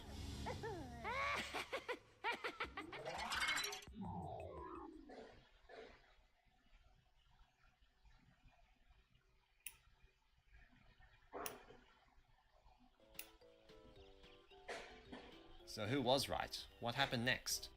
They appeared in the Xbox version of Sega and Sonic All-Stars Racing, the 3 big mainline games were re-released on Rare Replay for the Xbox One, but of course the biggest groundbreaking event was that Banjo and Kazooie came as a DLC fighter in Super Smash Bros. Ultimate. Banjo and Kazooie coming to Smash felt like a return. Not only were Banjo and Kazooie back, but they were jumping and not driving. They were smooth and not blocky. They were on Nintendo and not Xbox. Just the way I like them. The moveset was fully drawn from the first 2 games, and aside from their up taunt, there was nothing from Nuts and Bolts, and excluding the look of Banjo's house, same applies to the music and stage. I wouldn't have minded if there was a music track from Nuts and Bolts, but I'm not too fussed. Their appearance in Smash is as faithful as the appearance of any character from any franchise because of stuff like moves, music, a stage, among other things, but what makes it special is the length of time it's been since their last appearance. even longer I like since this their last edit. appearance in something new, even longer since their last appearance in a mainline entry, even longer since their last appearance on a Nintendo console, and even longer since their last appearance in a mainline entry game on a Nintendo console, and even longer since their last highly recognized appearance on a Nintendo console. Additionally, even the Banjo fans who aren't into Smash were excited because this event brought them back into the light. They were made relevant again.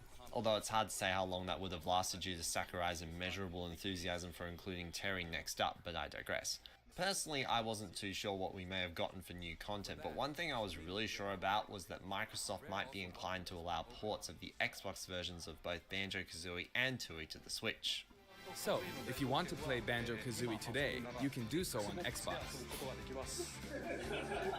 Well, that didn't happen.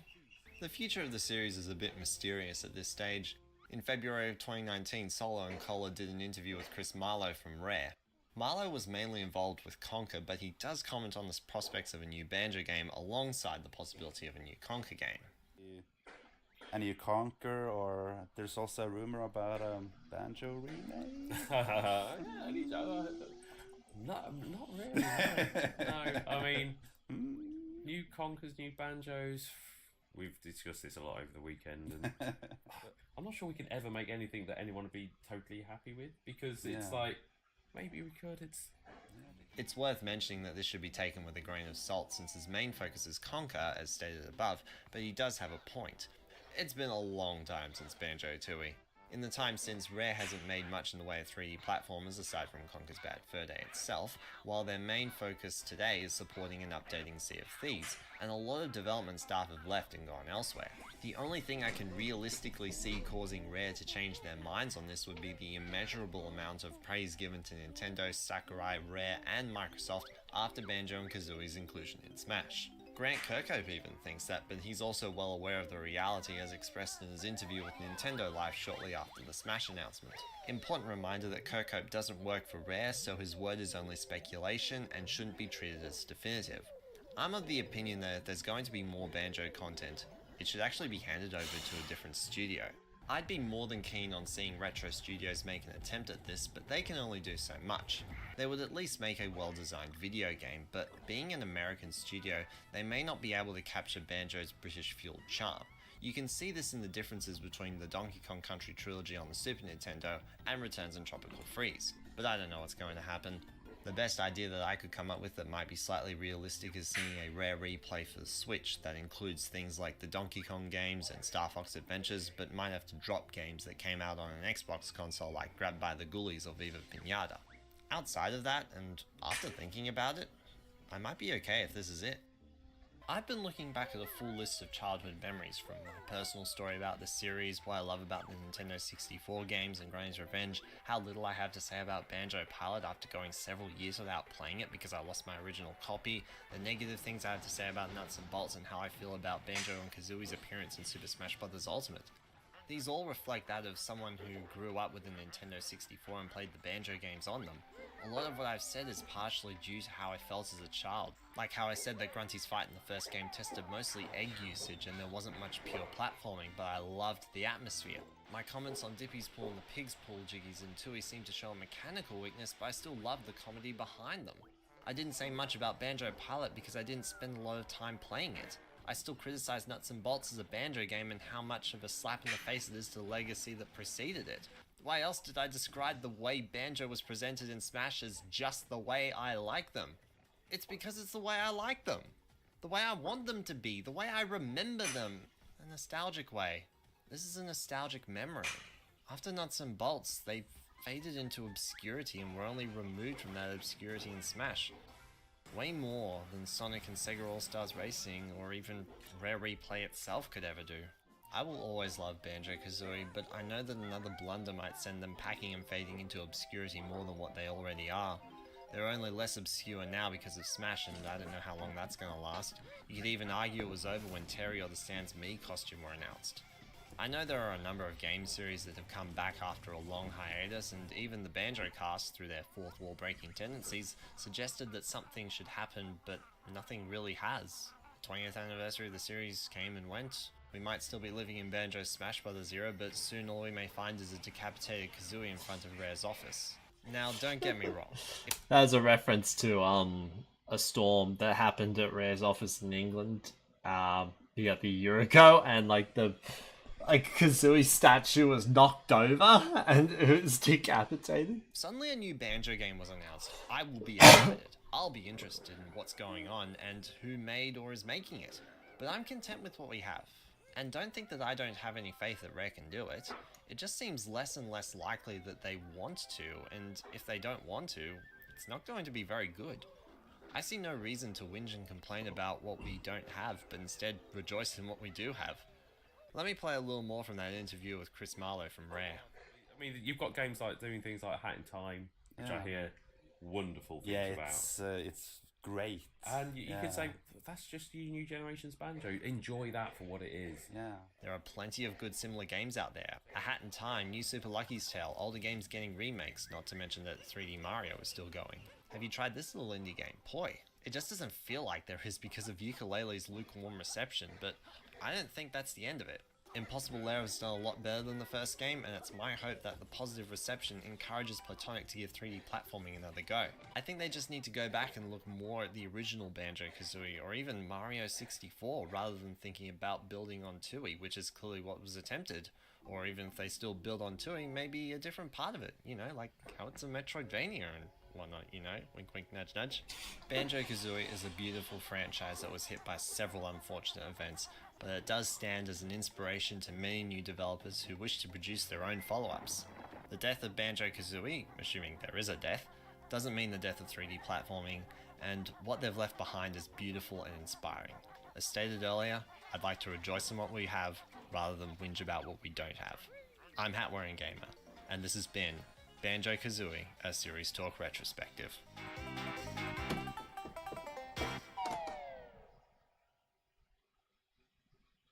Hey, hi, hello, how you doing? How is everyone going?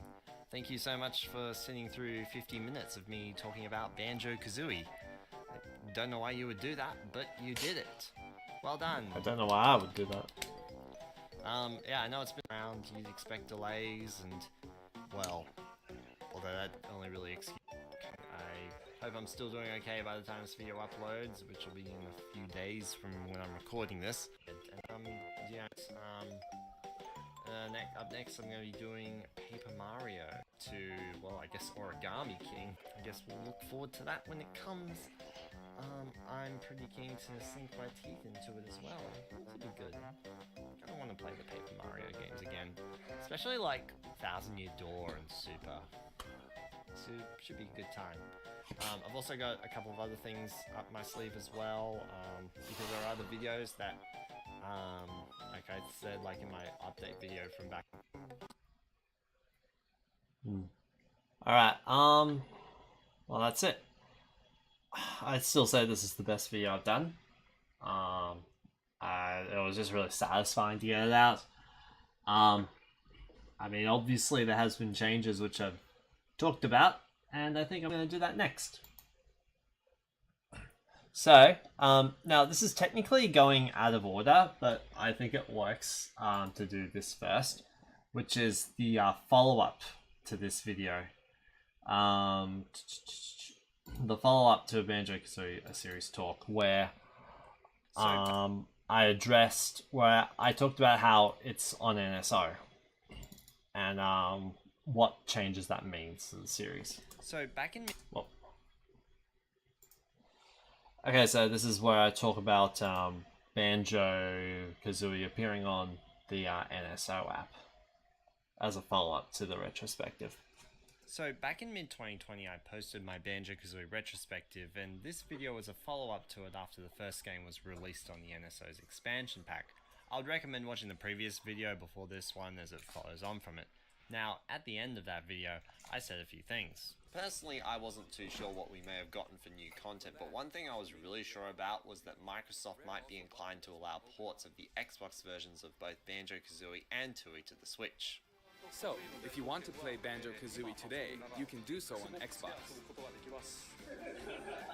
Well, that didn't happen. Now, don't get me wrong. If suddenly a new Banjo game was announced, I will be excited. I'll be interested in what's going on and who made or is making it. Now, neither of those things has actually happened, but putting Banjo-Kazooie on the NSO is a little bit of both, and I decided to talk about it. I'm going to start off by being a tad blunt. The reason I subscribed to the expansion pack had little to do with Banjo-Kazooie actually coming, but rather the announcement of the Booster Course Pass for Mario Kart 8 Deluxe. This speaks more about the quality of the expansion pack, since on release the pack's quality was so low that my favourite game of all time couldn't convince me to subscribe. I'm going to try to not turn this into a commentary on the expansion pack, but some parts will still be addressed as I discuss Banjo-Kazooie's presence on the Switch. There you go, The Grunty presence of this clipping game into officially Dingpot. available on a Nintendo console for the first time in 24 years was a bit of a shocker when it was announced to be coming in the Nintendo Direct for September 2021. And in hindsight, it really felt like a natural progression after Banjo and Kazooie came to Smash. It's a sensible move to place the character's game on the console of the Smash game in some capacity, and Nintendo have done this in the past with previous characters.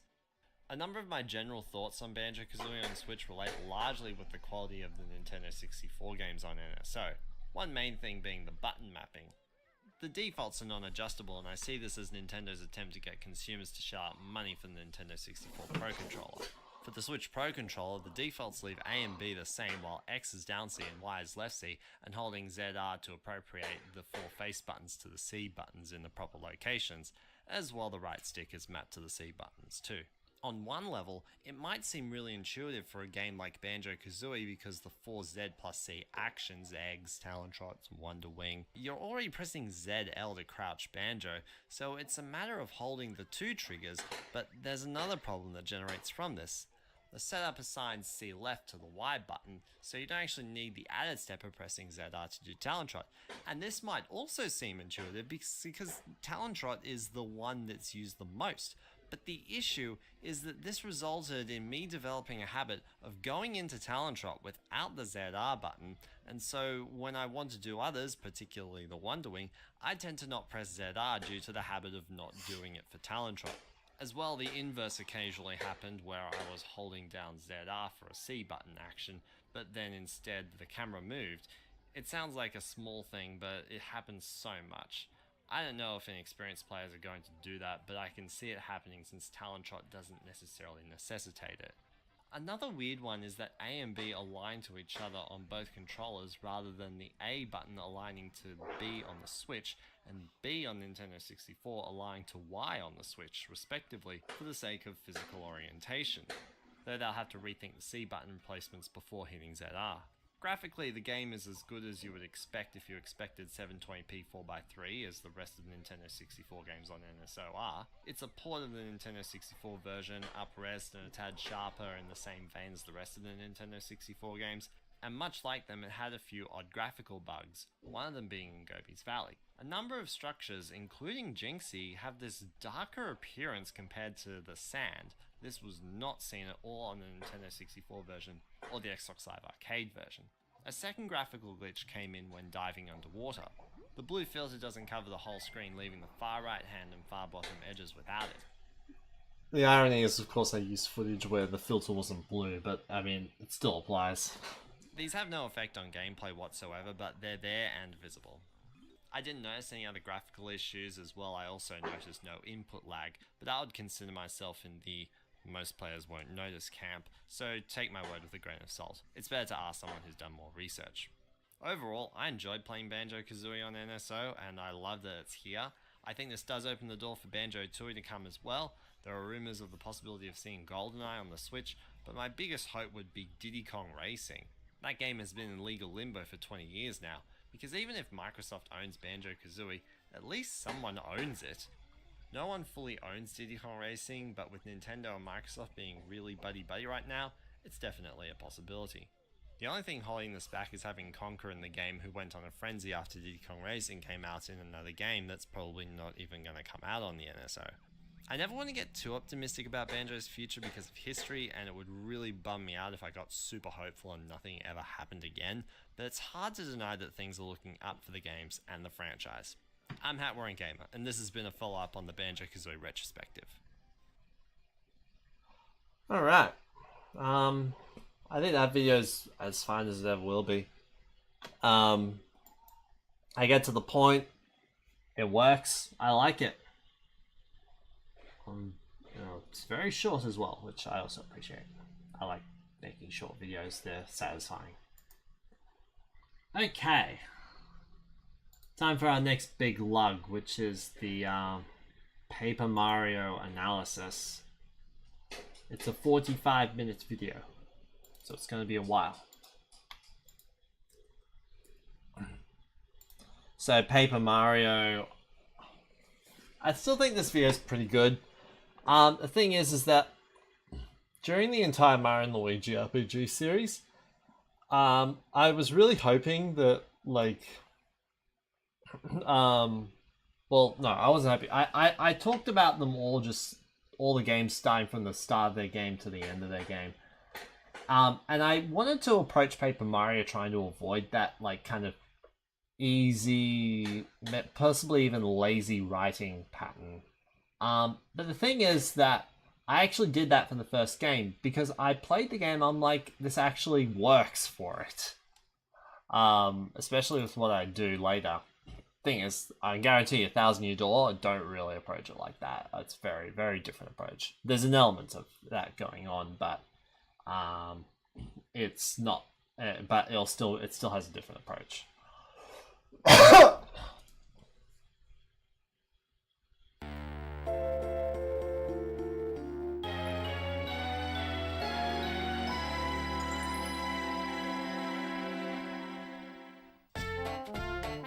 It's no secret that Paper Mario was a bit of a weird series. Remember when it directly followed Super Mario RPG Legend of the Seven Stars? Over the years, that's become somewhat blurry. You wouldn't look at the Origami King and think that it's an eventual successor to Mario RPG. I know games change within one series over the years, but at least the genre still remains intact. It's debatable whether the later games are even RPGs, as there are plenty of arguments going both ways, but I don't think they are. I've always considered covering the Paper Mario series, as I've done Mario and Luigi, while also receiving some requests to do so, and now that there are 6 games with 2 clear trilogies, now is a better time than ever. Paper Mario has a reputation for changing a lot between games, and this analysis series is going to follow those changes made over the years from the original Paper Mario up to Origami King. I'm Hat Wearing Gamer, and this is Paper Mario A Series Talk, starting with the first game on the Nintendo 64. Back in 1996, Square, developers of Final Fantasy, made Super Mario RPG Legend of the Seven Stars for the Super Nintendo. It was an obscure idea to place Mario in an RPG, but it was attempted after other RPGs by Square, such as Final Fantasy, sold poorly in the West despite commercial success in Japan. Upon release, Super Mario RPG was both received and sold well in Japan and North America. Sadly, the game didn't launch in Europe, and by extension Australia, until the Virtual Console release on the Wii in 2008. After the game's success, Nintendo was keen on doing a sequel for the Nintendo 64, but instead developed by Intelligent Systems. It was first shown off at Nintendo Space World in 1997 as Super Mario RPG 2, but was changed to Mario Story in Japan and Paper Mario everywhere else. The paper aesthetic presents a storybook visual which coincides with the Japanese name Mario Story. Paper Mario then came out in August of 2001 for the Nintendo 64. I never played it in my own childhood much. I rented it once and couldn't figure out how to progress past Goomba Village. I played it on an emulator in full when I was in high school, and about a year later I bought it on the Wii Virtual Console. I always found the game stressful because I subconsciously compared it to Mario and Luigi Superstar Saga, where damage was easily avoided. Having to be forced to take damage always left me worried that I would die in a lot of cases. Seeing the heart block or a Toad House where I could heal would fill me with relief, especially since I couldn't figure out how to heal outside of battle because you can't do it on the pause menu. In hindsight, and seeing the way a lot of other people play Paper Mario among other RPGs, I can see that my approach to this game was to simply brute force it. Not that I'm trying to imply a wrong way of playing. It was never in my interest set to explore Tasty's crookery. I would never want to use or hunt down some of the more out-of-the-way badges, and while I went after star pieces, I never did much with them. Even after finding out what they do, I was always like, yeah, I could get that, but I don't have the badge points to spare. Well, I probably did. The reason I said I didn't was just because I was immeasurably dedicated to using the power jump just because it was the first badge I received, which is not really a reason at all. Other things that put me off flying away from the main path was how long the beginning was, and therefore my unrelenting desire to get on with it. In later parts of Paper Mario, I was even looking up a guide for most of it rather than trying to figure things out on my own. I was such a lazy gamer. In years past, I have absolutely seen Paper Mario's positive and negative qualities, and I won't be skipping either of them. Let's get into it. The game starts out with Mario and Luigi receiving an invitation to a party from Peach, and in no time they go. Control is given to you when you enter the castle, and Mario moves at a fairly satisfying speed for the most part. There are times where he feels a little slow because there's probably a long corridor, but you can hit the Z button to do a spin dash for a nice burst of speed, and there's even a badge which upgrades it. You can walk around and talk to some characters, getting a few teasers for things to come, but some dialogue pushes Mario to find Peach. When you find her, Bowser's castle comes out from under the ground and lifts Peaches into the sky. Bowser fights Mario to introduce some basic fighting mechanics and the nature of a turn-based battle. More to come on battles later. Mario loses because of Bowser's power and throws Mario out of the castle. He lands in the Goomba village where the prologue begins. The Goomba village feels a little slow, but only really compared to future games. I don't dislike any individual bit, but I do feel there is a little much between when Eldstar calls Mario to Shooting Star Summit and when he arrives. The only remedy for this I can think of is to give Mario the hammer and teach basic battling in Peach's castle before Mario fights Bowser, as well as introducing Junior Trooper and Star Pieces after you leave the village with Goombario. This at least removes the diversion of falling from the balcony and returning to the village with Goomba. On the other hand though, it's not a major problem for repeat playthroughs as text can be fast forwarded using the B button. The Goomba King is just a Goomba with more HP, not that I expected there to be a boss puzzle this early. It does introduce using the environment to attack enemies, but this mechanic never comes back, so I don't know why it was introduced. One possible exception I really wish that was used more. That would have been so interesting and cool. could be Quake Hammer, but that's only one thing and it's not used very often. There's not much to do in Toad Town when you get there, but it does open up a little after a while. You head to Shooting Star Summit to receive exposition that the game has already told you at some point beforehand, but this kind of places it all out in full. The narrative of this game isn't very deep, but it is a Mario game, so don't expect it to be. It does contain a Bowser kidnapping Peach element, but the 7 Star Spirits add some extra weight to the plot and Bowser's threat against the Mushroom Kingdom. By the way, I actually recognize them from Mario Party 5. They're all captured by Bowser, locked away all around the Mushroom Kingdom, and you rescue each one, and that's that. There's a story told through Bowser pummeling Mario at the start only for him to come back, but that's not really Mario vs Bowser so much as it's the Star Spirit combating Bowser's handling of the Star Rod. Any other interesting narratives either come in the story of each individual chapter, which I'll cover as we go, or the Star Kid Twink who is met after the exposition cutscene has ended. Twink is probably the most interesting character in the game. He's really enthusiastic about being a Star Spirit that can grant wishes to people of the Mushroom Kingdom, but in his first meeting with Peach, can't do anything too terribly big, and so for most of the game, he's delivering information and goods from Peach to Mario. I'll go into more details later, but he delivers the Lucky Star. The Lucky Star enables Mario to use action commands in battle. Battling in this game is really simple to understand since all attacks do the same damage to everything, and when it doesn't, the reason is very clear. Upgraded gear, badges, or enemy defense. To be fair, a number of them do have defense, but it's easy to figure out which ones do and how much by either using Goombario to tattle or attacking them and seeing how much damage they take. Armed with this knowledge, I find battles compelling since I challenge myself to take down my opponents as efficiently as possible. The goal is to defeat everyone in as few turns as possible while trying not to overuse my FP or SP, or where necessary working with very little of either. It becomes like a mini puzzle that I need to think through. Even if every enemy has 1 HP, it's still a thinking process. One enemy with 4 HP will have a different approach as distinct from 2 enemies with 2 HP each, or even 4 enemies with 1 HP each. Take this battle on Pleasant Path for example. I was able to first strike the Koopa Trooper and start the battle with the front one knocked down. I then knocked the back one down in Mario's first turn so that both of them would be unable to attack, rather than chipping away at their health one at a time. That's a tiny example in a large game, but I frequently find myself battling with that efficiency mindset.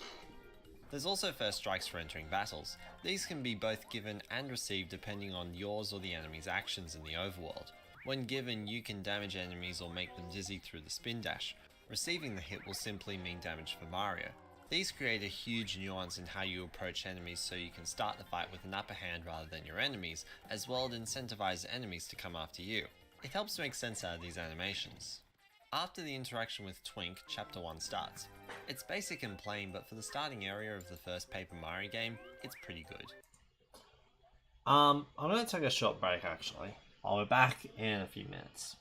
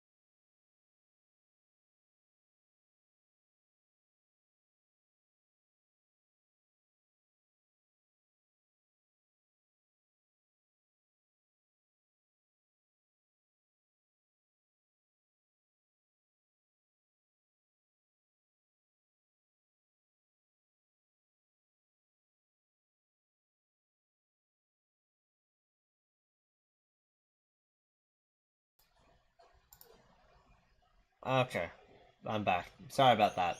It just suddenly hit me. I was like, I need to stop for a bit. And in hindsight, I wish I had taken a break before the video started, but it's too late for that now. And I wasn't gonna wait until the end of it because that's another like what, a little more than half hour, not including breaks, like not including the pauses. And it's not just an absent-minded stroll down a pleasant path. The game forces you to deviate into Koopa Village, which is being attacked by Fuzzies. It's not difficult helping the Koopas, but this does lead to the second partner, Koopa. Second partner? When did we get the first one? That's right, Goombario. I just kind of ignored that, didn't I? Partner characters eventually... I think I actually forgot to talk about Goombario in the prologue section, but I also was like, I think I just didn't want to like over expositionize the video from the beginning, so I was like, I'll say part is still chapter 1. Alongside Mario with abilities that can solve puzzles and can be used to fight in battles. Goombario reveals information about characters or areas, which is a good additive for players who are interested in the lore, and enemies, which has a purpose since after doing so, you can see the enemy's HP. Koopa's abilities are localized to the ground, but he is the first partner character that can attack multiple enemies in one turn, which I find to be a useful addition in the efficient defeating of foes. Finding him can also be satisfying, as there are moments before you meet him where something is out of reach and can trigger a player's desire to obtain said thing out of reach. I see this badge and I think, I want it, how do I get it? And Koopa gets it. At the end of the path is a Koopa Bros fortress, which looks like just some castle. And it is, but that's only by aesthetic. Koopa Bros fortress is well designed and takes advantage of partner abilities. I love that the second floor between the pillars is in the same room as the first, which keeps the fortress well connected rather than two corridors separate from each other. And of course the personality of the Koopa Bros makes it more entertaining. You also encounter the third partner, Bombette. She's good for explosions, which are always situational, but there's one fun feature of her. As well as Mario, some partners can do first strikes, and exploding with Bombette is one of them. In battles, her explosion uses FP, and so using it on an enemy results in being able to use an FP consuming attack for free, as the first strike attack won't charge your FP value. And it's not too game breaking because it's not the easiest thing to pull off, and it can't be done on things like bosses or story fights. Before fighting the Koopas, they operate a Bowser statue thing on wheels. What's it called? Trojan? I don't know, it's not like they're trying to use a trusted model to break in and destroy Mario in his sleep. Maybe Bowser should do that. It's a simple chip away 1 HP at a time kind of thing. Nothing too special, but I figured I'd mention it because it kind of is part of the chapter boss. Moving on, the fight against the Koopa Bros is a nice reprisal of the player's understanding of how to flip over Koopas in battle, but on a much larger scale, and once done, there's not much more they can do to you. As Chapter 1 closes, the game crosses to Peach for the first Peach interlude. These segments are used to nudge the player in the right direction of where to go for the next chapter, while also breaking up a bit of the gameplay and varying the experience. I love that these give you a way to explore the castle more deeply and gives light on previously unexplorable rooms when Mario was in the castle. Most of the things you do as Peach are nice things to do and have charm here and there, but I think the task of baking a cake was a little tedious, especially since failure resulted in having to start it all over again. However, things like the game show and messing about with the transformation parasol were fun things to do. Overall, the Peach segments are a great addition to the game, let down by one mishap. After this, Mario meets Zeldstar, who introduces you to using Star Power, or SP, a set of special moves given by the Star Spirits as you rescue them. These moves allow for a mechanical use out of the game's MacGuffins and helps build a sense of progress from start to finish, both mechanically through the number of available moves and visually through the max amount of SP displayed on the HUD. However, as much as I appreciate this mechanic, out of all of the SP moves, I really find myself using half of them. The ones I use are useful at any time because they always work, while the others may not for one reason or another, and when they don't always work, it dampens my desire to want to use them because I don't like seeing wasted star power through no fault of my own. At least if I use FP on a move that fails, it's my fault for failing the action command. Oh, this enemy didn't transform into a star? Well, that sucks. And the ones who do won't even give you experience points. The ones that I love aren't complicated, but reliable. 2 of them are healing moves, so the enemy is irrelevant, and Scholar deals 7 damage to all enemies regardless of defense. That last one is incredibly useful and still requires 2 SP, so isn't completely broken. On the way back to Toad Town, you encounter Junior Trooper a second time, who is a reoccurring enemy. His unrelenting hate towards Mario gives him the desire to win, so Junior Trooper's fights get steadily harder as you progress. His battles are a bit annoying, largely because he just seems so clumsy to the point where interacting with him just seems like a meaningless diversion. His pacing could be far worse though. It's not too frequent, but feels off to fight him over and over given his obnoxious personality to the point of thinking, ugh, this again. He does appear enough times though to justify a final battle against him in the lead up to the endgame, and you don't feel like, oh, I didn't realize he was supposed to be important.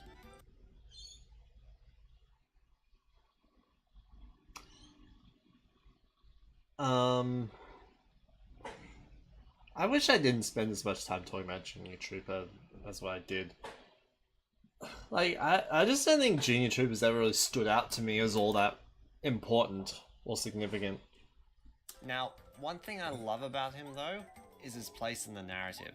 There's a lot of ambiguity surrounding his allegiance because, while he may look like a Koopa, he never mentions Bowser once in the game, and the reason he starts picking fights with Mario is because the area behind Goomba Village, where you first meet him, is his playground that Mario invades. This helps him give him his own agenda rather than just being some Koopa who follows Bowser and wants to bash Mario because he's a Koopa who follows Bowser and therefore wants to bash Mario.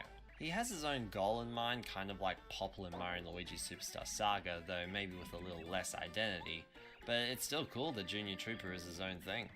Chapter 2 begins with Mario riding the train down to Mount Rugged, provided you blow up a boulder with Bombette first.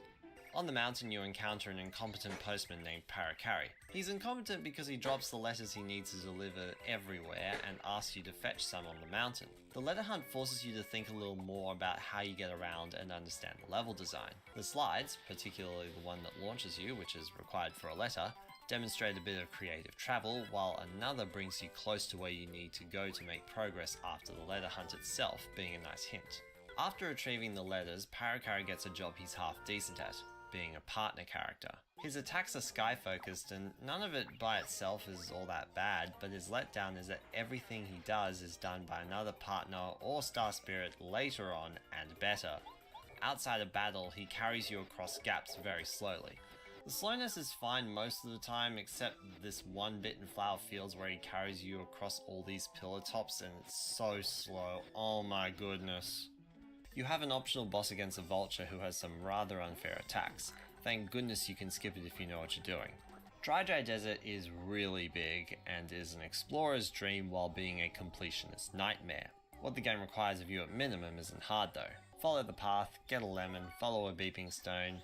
This minimum is mostly inviting for anyone who's intimidated by the large desert, which is made up of several desert spots with 4 loading zones, one on each side, totaling a 7x7 grid.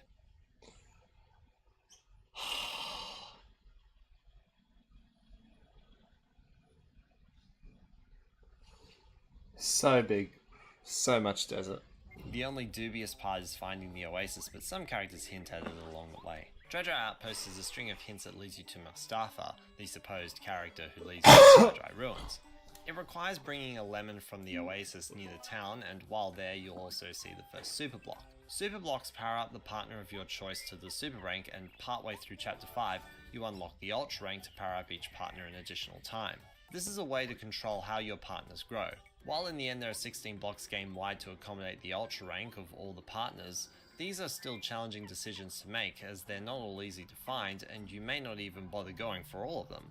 On top of that, I do go after every block and I still don't always make the decision easily unless it's super obvious or I have only one option. The upgrades themselves give each partner an extra move and a 1 point increase in attack power.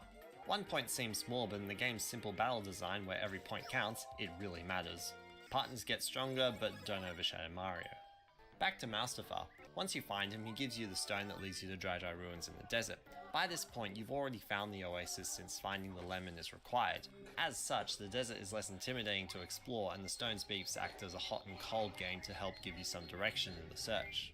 The design of the ruins may technically be in 3 dimensions, but it behaves more like a 2D level in that there are no doors going away from or towards the camera. The ruins have a little backtracking, but not too much, and even when it does, it's not too long and there aren't any rooms that look too alike, so it doesn't feel quite so tedious. The sand pouring into lower rooms hints at how some rooms can connect in special ways. Some simple puzzles about changing the stair angles are nice and engaging, as well as leading to unlocking the super hammers. The super hammers increase your hammer strength by 1 in battle and allow the breaking of stone blocks. Nice pace in ruins, no complaints. The boss is Tootin' Koopa and turns out to have been an ominous voice throughout the dungeon. In spite of that voice, it did feel a little anticlimactic seeing him for the first time and fighting him right off the bat rather than the ongoing relationship you have with the Koopa Bros from chapter 1. Tootin' Koopa's battle nicely brings home fighting Chain Chomps after having fought the rock once throughout the ruins.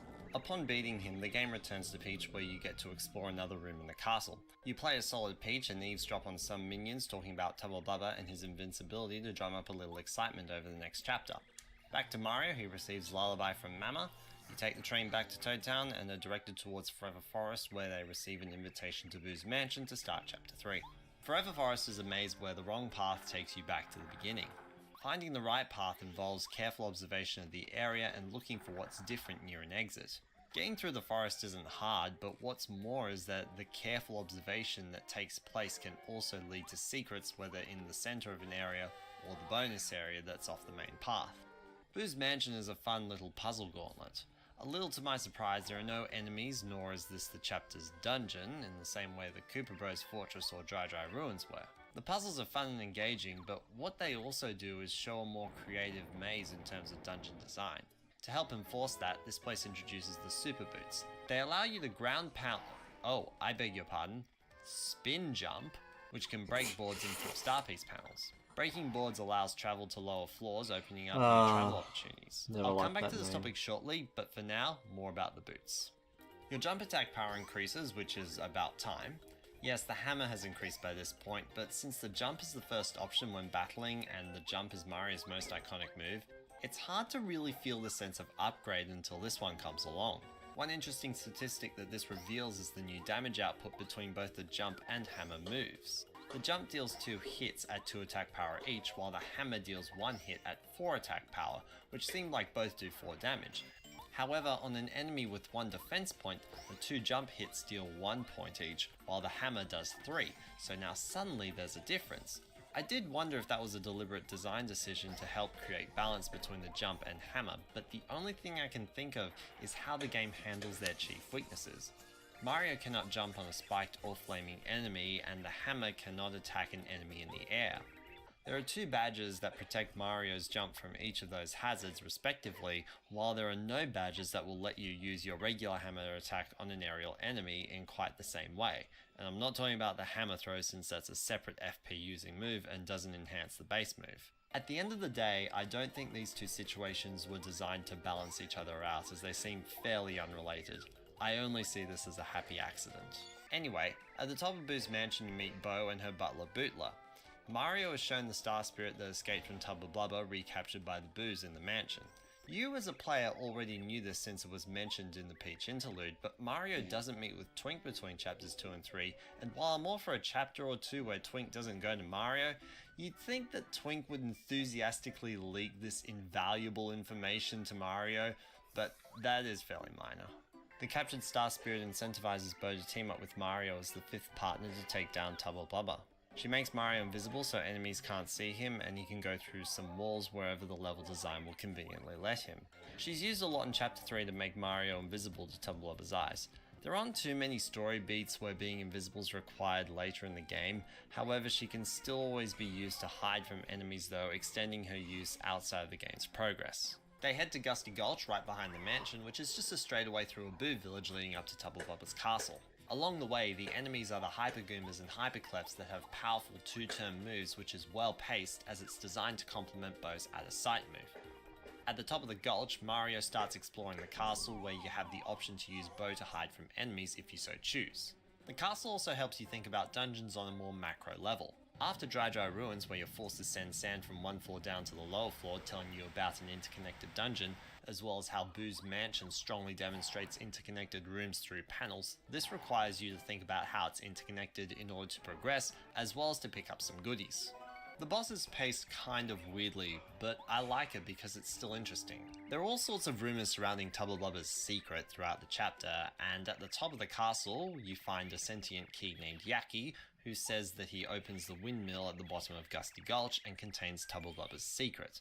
In spite of Mario taking Yaki, he's still loyal to Tubba Blubba and wakes him up. A chase takes place from the top room of the castle all the way down to the windmill.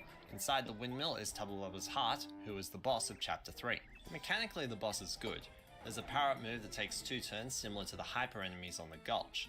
However, it did feel a little odd though to not be fighting Tubba Blubba directly, even though you do eventually, and even by then it's only 10 HP to take down. But it is cool to see something that the game built up to, i.e. Tubba Blubba's secret, and on his chest is a bandage that hinted towards his heart's removal, which is just a nice bit of added detail. After beating him, he returns the ghost and runs off while Bootler gives over the Star Spirit and the chapter ends. Cutting over to Peach, she gets caught rather quickly by Cammy and Bowser and is questioned about things Mario hates. A chance to choose something that you'll have Mario run into in chapter 4. An item for ease or an enemy for experience. A beautiful opportunity to impact what happens soon.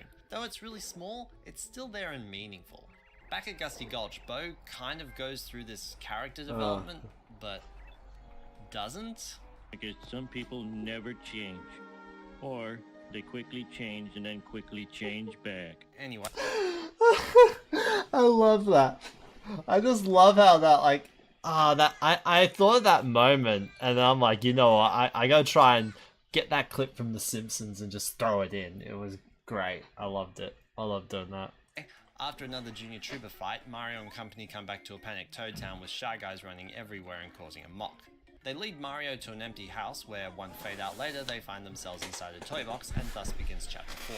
Shy Guy's toy box is certainly novel with its idea of a toy box. It's a kind of setting where designers have permission to do pretty much anything so long as it looks childlike, even a slot machine. It paves the way for colour-based puzzles, mucking around with buildings, and a toy-like train. The toy box itself is about 1.5 times the size of the dungeons from previous chapters, which largely works since it's the entire chapter.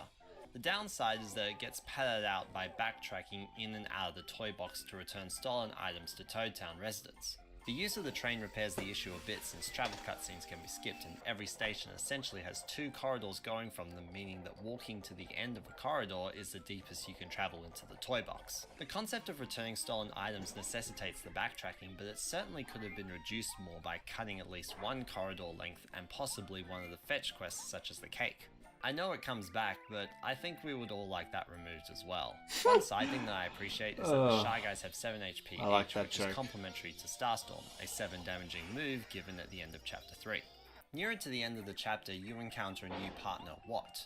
I always felt like Watt has the short end of the stick in terms of progress. Finding her is the last thing you do before the boss in Chapter 4, and the next partner comes early in Chapter 5, meaning she doesn't get much time as the most recently received partner, which is usually the one with the most to do. However, outside of progress she is beyond useful, as her field ability reveals hidden blocks, and in battle her Electro Dash move penetrates all enemy defense, which is balanced by her more advanced moves only being status affecting moves. I only wish I realized her abilities when I was younger, and the reason I didn't was because of how underutilized she is and how quickly she gets shoved to the side about half an hour after you receive her. It's always annoyed me. The boss, General Guy, sends an army before he himself fights you head on. The army fights have a few complementary elements to some attack moves. The Shy Squad suits both Slap, and the guys on stilts have 7 HP each, falling to the Starstorm. I realized I never did the Starstorm in my recorded footage of the battle, so I had to go to Thomas J. Ashwell, who's a mate of mine. He lent me the footage because I just did not have this one specific thing in my own recorded playthrough. I had to like kind of tweak the quality a bit to kind of make it match my one more, because like I think he was playing it on the Wii U and I played it on the Wii. General Guy is protected by his machine thing, which I guess is a tank, increasing his defense, but he's still susceptible to Watt's Electro Dash. General Guy is rather weak by himself, but protected by his army, making the fight as a whole good in difficulty for halfway through the game. Cut to Peach for a cake making session, which is slow and boring, and if you goof it up you have to do it again. You get a hint to go to Lava Lava Island, my least favourite chapter in the game, so I'm going to procrastinate and talk about some side content. Most of the side quests are all leading to a collectible, most commonly a badge or a star piece, which just leads to more badges, or a letter that just leads to a star piece, which then leads to more badges. Star pieces are an addicting collectible that can be hidden behind anything. A common one is the star piece panels, which become accessible with the super boots. It's a very tedious hunt if you don't know the shortcuts like the badge that tells you if one is nearby. As discussed earlier, I rarely find myself going out of my way for this stuff, largely because I'm distracted by the main quest, and you really have to go out of your way to get everything, especially the Chuck Quizmo quizzes. None of this stuff is really bad, but might get under the skin of some completionists. You can also encounter Tasty, a toad who can cook any 2 items to make a new one. It certainly is a good feature in the game for those who are more interested in it, but much like the other things, I was too distracted by the main quest to invest my time in it. Likewise, I can offer the same sentiment to the dojo. There's also the game room and the pig thing, but I don't care about those. Okay, chapter 5 time. Now, I want to make one thing clear. I don't hate this chapter, alright? It's not that bad. I just find it's the weakest in the game. I think this chapter is comparatively dragged out and uninteresting. Yes, Colorado joins you for the chapter and he's funny and has personality and that's great, but it doesn't disguise the problems. The chapter starts off good, finding an actual useful what, riding the whale across the ocean, finding the Yoshi village with a nice remix of Yoshi's Island's main theme. Sadly though, it's all downhill after that, or at least up until the very end. After establishing the volcano, the Yoshi kids go missing. This leads you to Sushi, my least favourite partner in the game. Her abilities are all water-based, which is great for the volcanic enemies of Chapter 5, but then becomes useless afterwards. You use Sushi to swim across the rivers and lakes in order to rescue the Yoshi kids, and one more usage of what in a dark cave as well. Given that there are 7 kids, I thought I'd be heading towards the volcano as soon as they were rescued, but not today. We have to find a way to it through the Ravens. The way I said that made it sound like the passage to the Ravens was dull, but it really isn't. I was just already disengaged given how long it was taking to get to the volcano. I feel like the Yoshi Kid rescue could be completely removed and the whole chapter be greatly improved, but it seems like that diversion was put in place to create an excuse to inject a Yoshi village in and capitalize on Yoshi's popularity. Now, in a hypothetical scenario where the Yoshi village is completely removed from the game, the trip to the Raven's Nest isn't super interesting on its own, so it would need to be jazzed up a little, like including a waterway for Sushi, and by Sushi I mean my jazzed up version of Sushi where she has a battle move called Flood, where the resistance of water means attacks are slower in movement, making action commands easier to time for 3 turns. Also maybe a dark cave for what, since you didn't get much before. Anyway, when you meet the Ravens, they make a pathway to the volcano. It's like take the unique portions of the Yoshi Kid hunt, put them into the Ravens hunt, and then just remove the Yoshi Kid hunt. Like, it's just not necessary. And then like you can have like a Raven village. That could be like your, you know, your kind of your base where you got your Toad house, your item shop and whatnot, and a save block, a heart block, or whatever, or what have you. Like, oh. So much loss. Volcano and give you the Ultra Stone, something I'll talk about shortly. The volcano is really boring. It's a straight line with one deviation leading to the Ultra Hammers. The lava looks nice, but it's still just a hallway. The most interesting room is near the beginning with the hang gliders, where said deviation takes place. Admittedly, this isn't nearly as big of a problem to me as the jungle was, but this is still not that great. Its 2 redeeming qualities are Colorado's personality and the aesthetic. Fortunately, the chapter has a good end to it. It has a pretty great boss, Lava Piranha. It starts out fairly normal, attack the head, whittle down the HP to 0 until...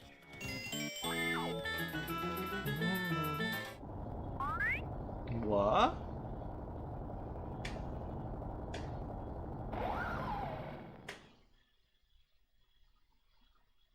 I cannot stress how cool this twist is.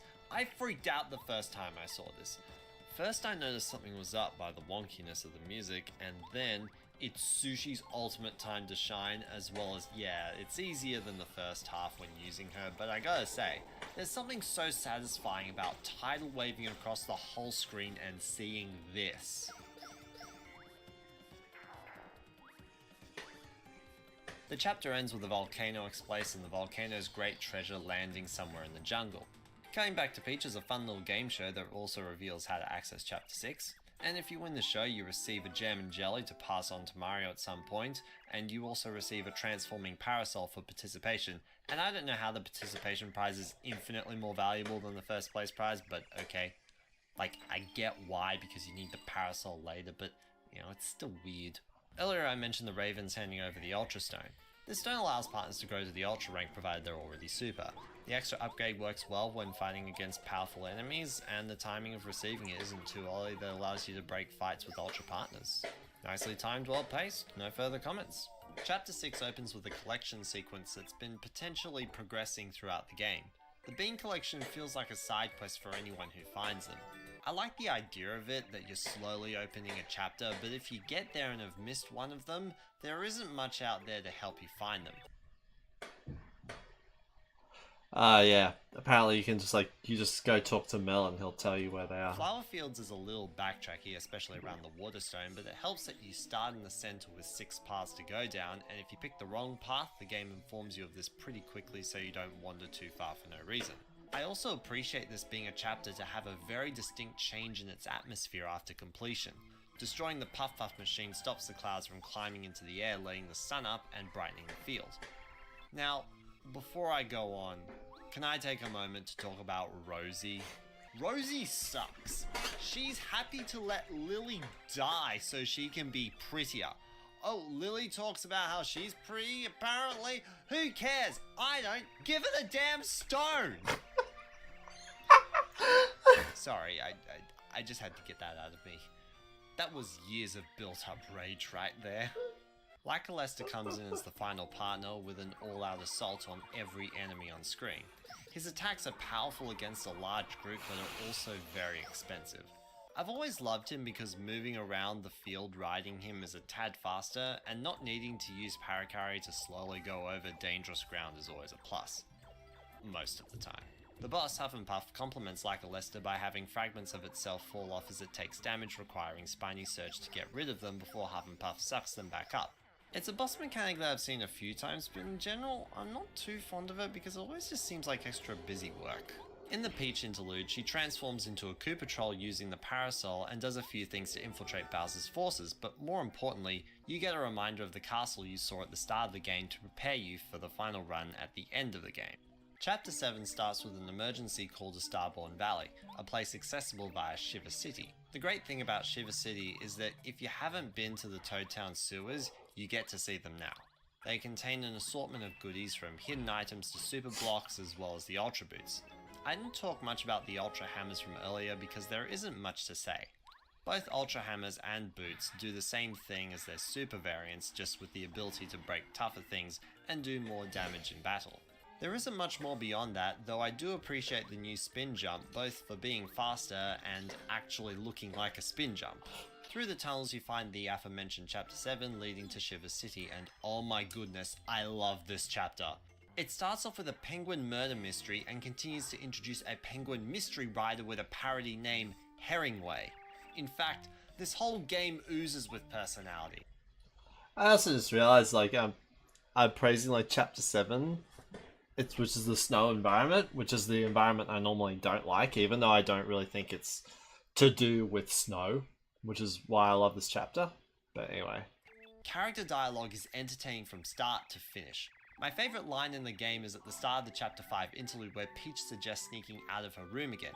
Twink comments on her boldness but questions her delicacy. And then she responds, "Oh, I am delicate. I'm behaving like a delicate princess, just like the ministers taught me to. I love to be delicate. Heart." This line does not mean she actually likes to be delicate. This is saying she hates delicacy. This is her giving her own middle finger right to the ministers who taught her to be delicate instead of having a personality. And this conversation is just the tip of the iceberg. You can go back to Koopa Village after Chapter 1 and see how Bob-omb way too desperately in love with Bombette, the previously discussed Colorado who's so passionate about archaeology that he would do it without telling his wife, a Lakitu who became your partner after questioning the benefits of his loyalty to Huff and Puff, a penguin murder mystery. What was I talking about? Oh yeah, the murder mystery. Well, after the mayor wakes up, yeah, he was unconscious, you head towards Starborn Valley since he lets you out of the town. I've always loved this atmosphere, which is really weird because I normally don't like snow areas. However, it was jarring to go from this day-like atmosphere into this night-like atmosphere. I get why, due to Starborn Valley's nature of being a nursery and school for star kids, making a nighttime atmosphere more appropriate. Perhaps sending the path through an interior like a cave could help alleviate this. As a side though, a nursery for star kids is such a great way to slowly get players in the mood for Starhaven in Chapter 8. After visiting, you learn that the final Star Spirit is on top of Shiver Mountain. You need to backtrack to Shiver Sea to collect an artifact that opens the path, but the trek is small so it never bothered me greatly. You also get the pleasure of seeing a frozen junior trooper along the way after fighting him on the first trip through.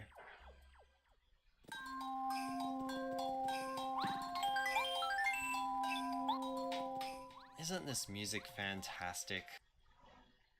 I don't know if I actually pulled off what I was trying to do there right. I think I was always wondering if I should probably have, like, made a bigger break, but like I think the like the first trip through. Right. Oh no, I probably could have kept it going for a little bit all the way up to the transition. I Hard to say. Or maybe I probably would have wanted more of this. Or more of a longer black screen.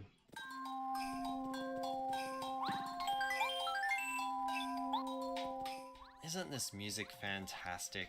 The music in this game is fairly upbeat as you would expect from a Mario game, though I can't say there's an excessive number of tracks that I've found memorable. Some of them can just get plain boring like Dry Dry Desert. Still a decent OST overall, but could be better in some cases. By the way, I can't help but point out that the music that plays when riding the train is a sped up version of Calamari Desert from Mario Kart 64. Just while on the topic of presentation, the paper aesthetic provides a unique visual style to help the game stand out. Some of the textures are a little blurry, but the intended images are decently detailed, and it is a 3D RPG on the Nintendo 64, so I actually think it looks the best it could. Climbing the dungeon gets mildly puzzling on the way up, which helps you prepare for the dungeon, and oh my goodness, the dungeon is amazing. Right before starting it, you see a piece of glass with Mario on the other side, so you think it's a mirror. It starts off simple for finding the blue key, and then...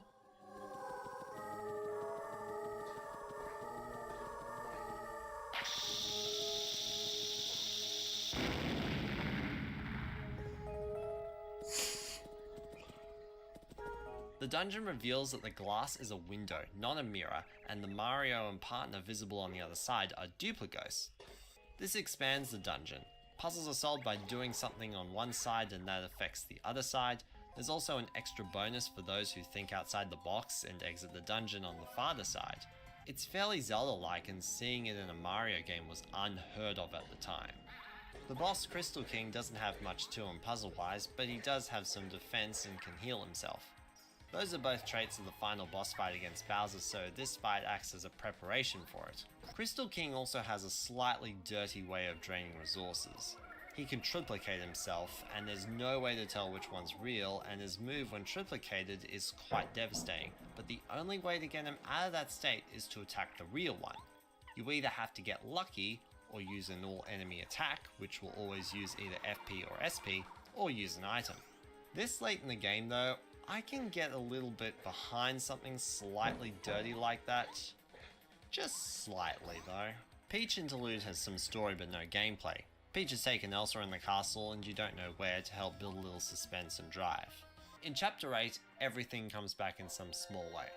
The narrative comes in with seeing Star Haven and all the rescued star spirits who help you get to Bowser's castle.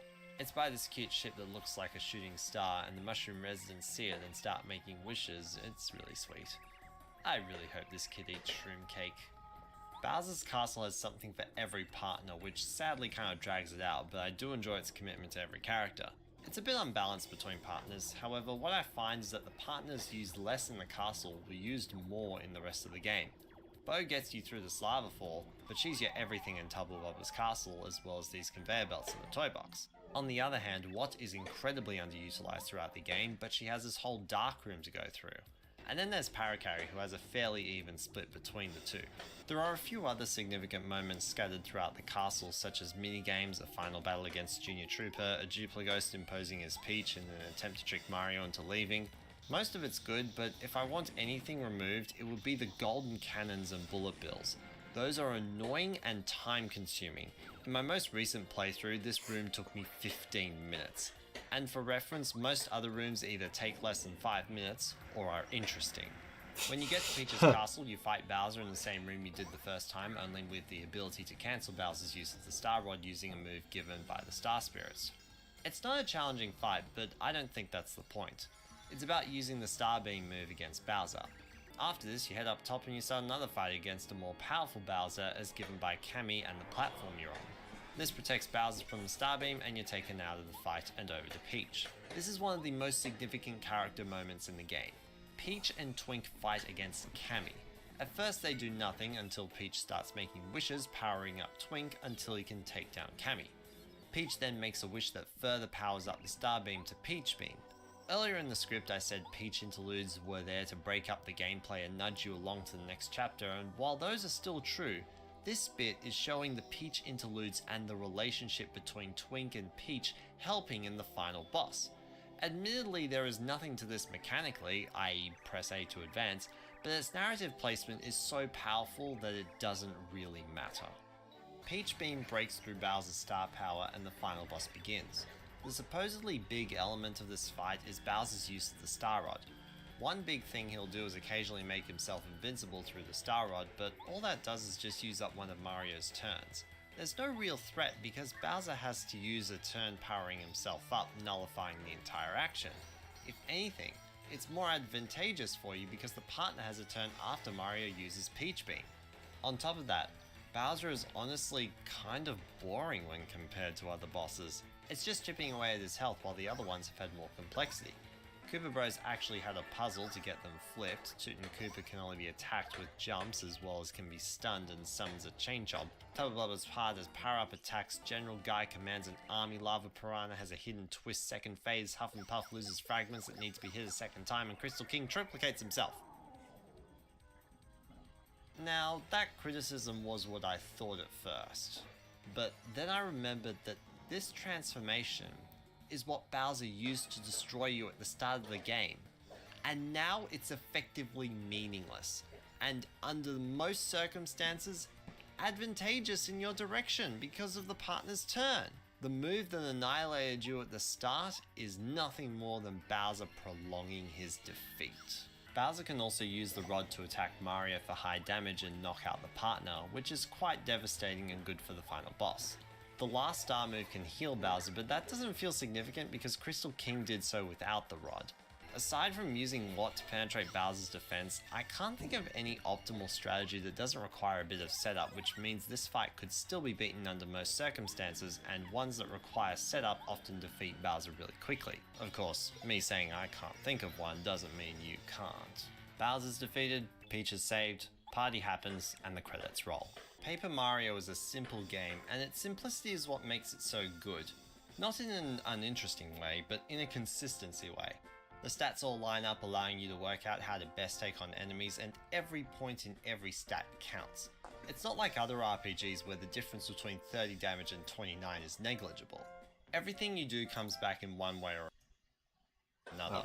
Flipping Koopas comes back in the Chapter 1 boss, using Bow's out of sight move to protect Mario. I just saw something in the like the black around the credits titles. I was wondering if it was the video or my monitor, and it was the video. Thank goodness for that. From a powered up attack, the Dupligos continually disguise themselves as your friends. Every partner comes back in Bowser's castle. All the Star Spirits come back in a move that disables the Star Rod, and the Peach Interludes come back in a fight against Cammy, which leads to a powered up move that the Star Spirits use to continually fight off the Star Rod, just to name a few. It's expertly woven together so that all the parts connect and everything is relevant. While there are a few side things that threw me the wrong way, I can put them, well, aside as a side thing and not let them eat up or ruin the overall adventure. However, the next game certainly steps things up. I hope to see you then as I tackle Paper Mario: The Thousand Year Door.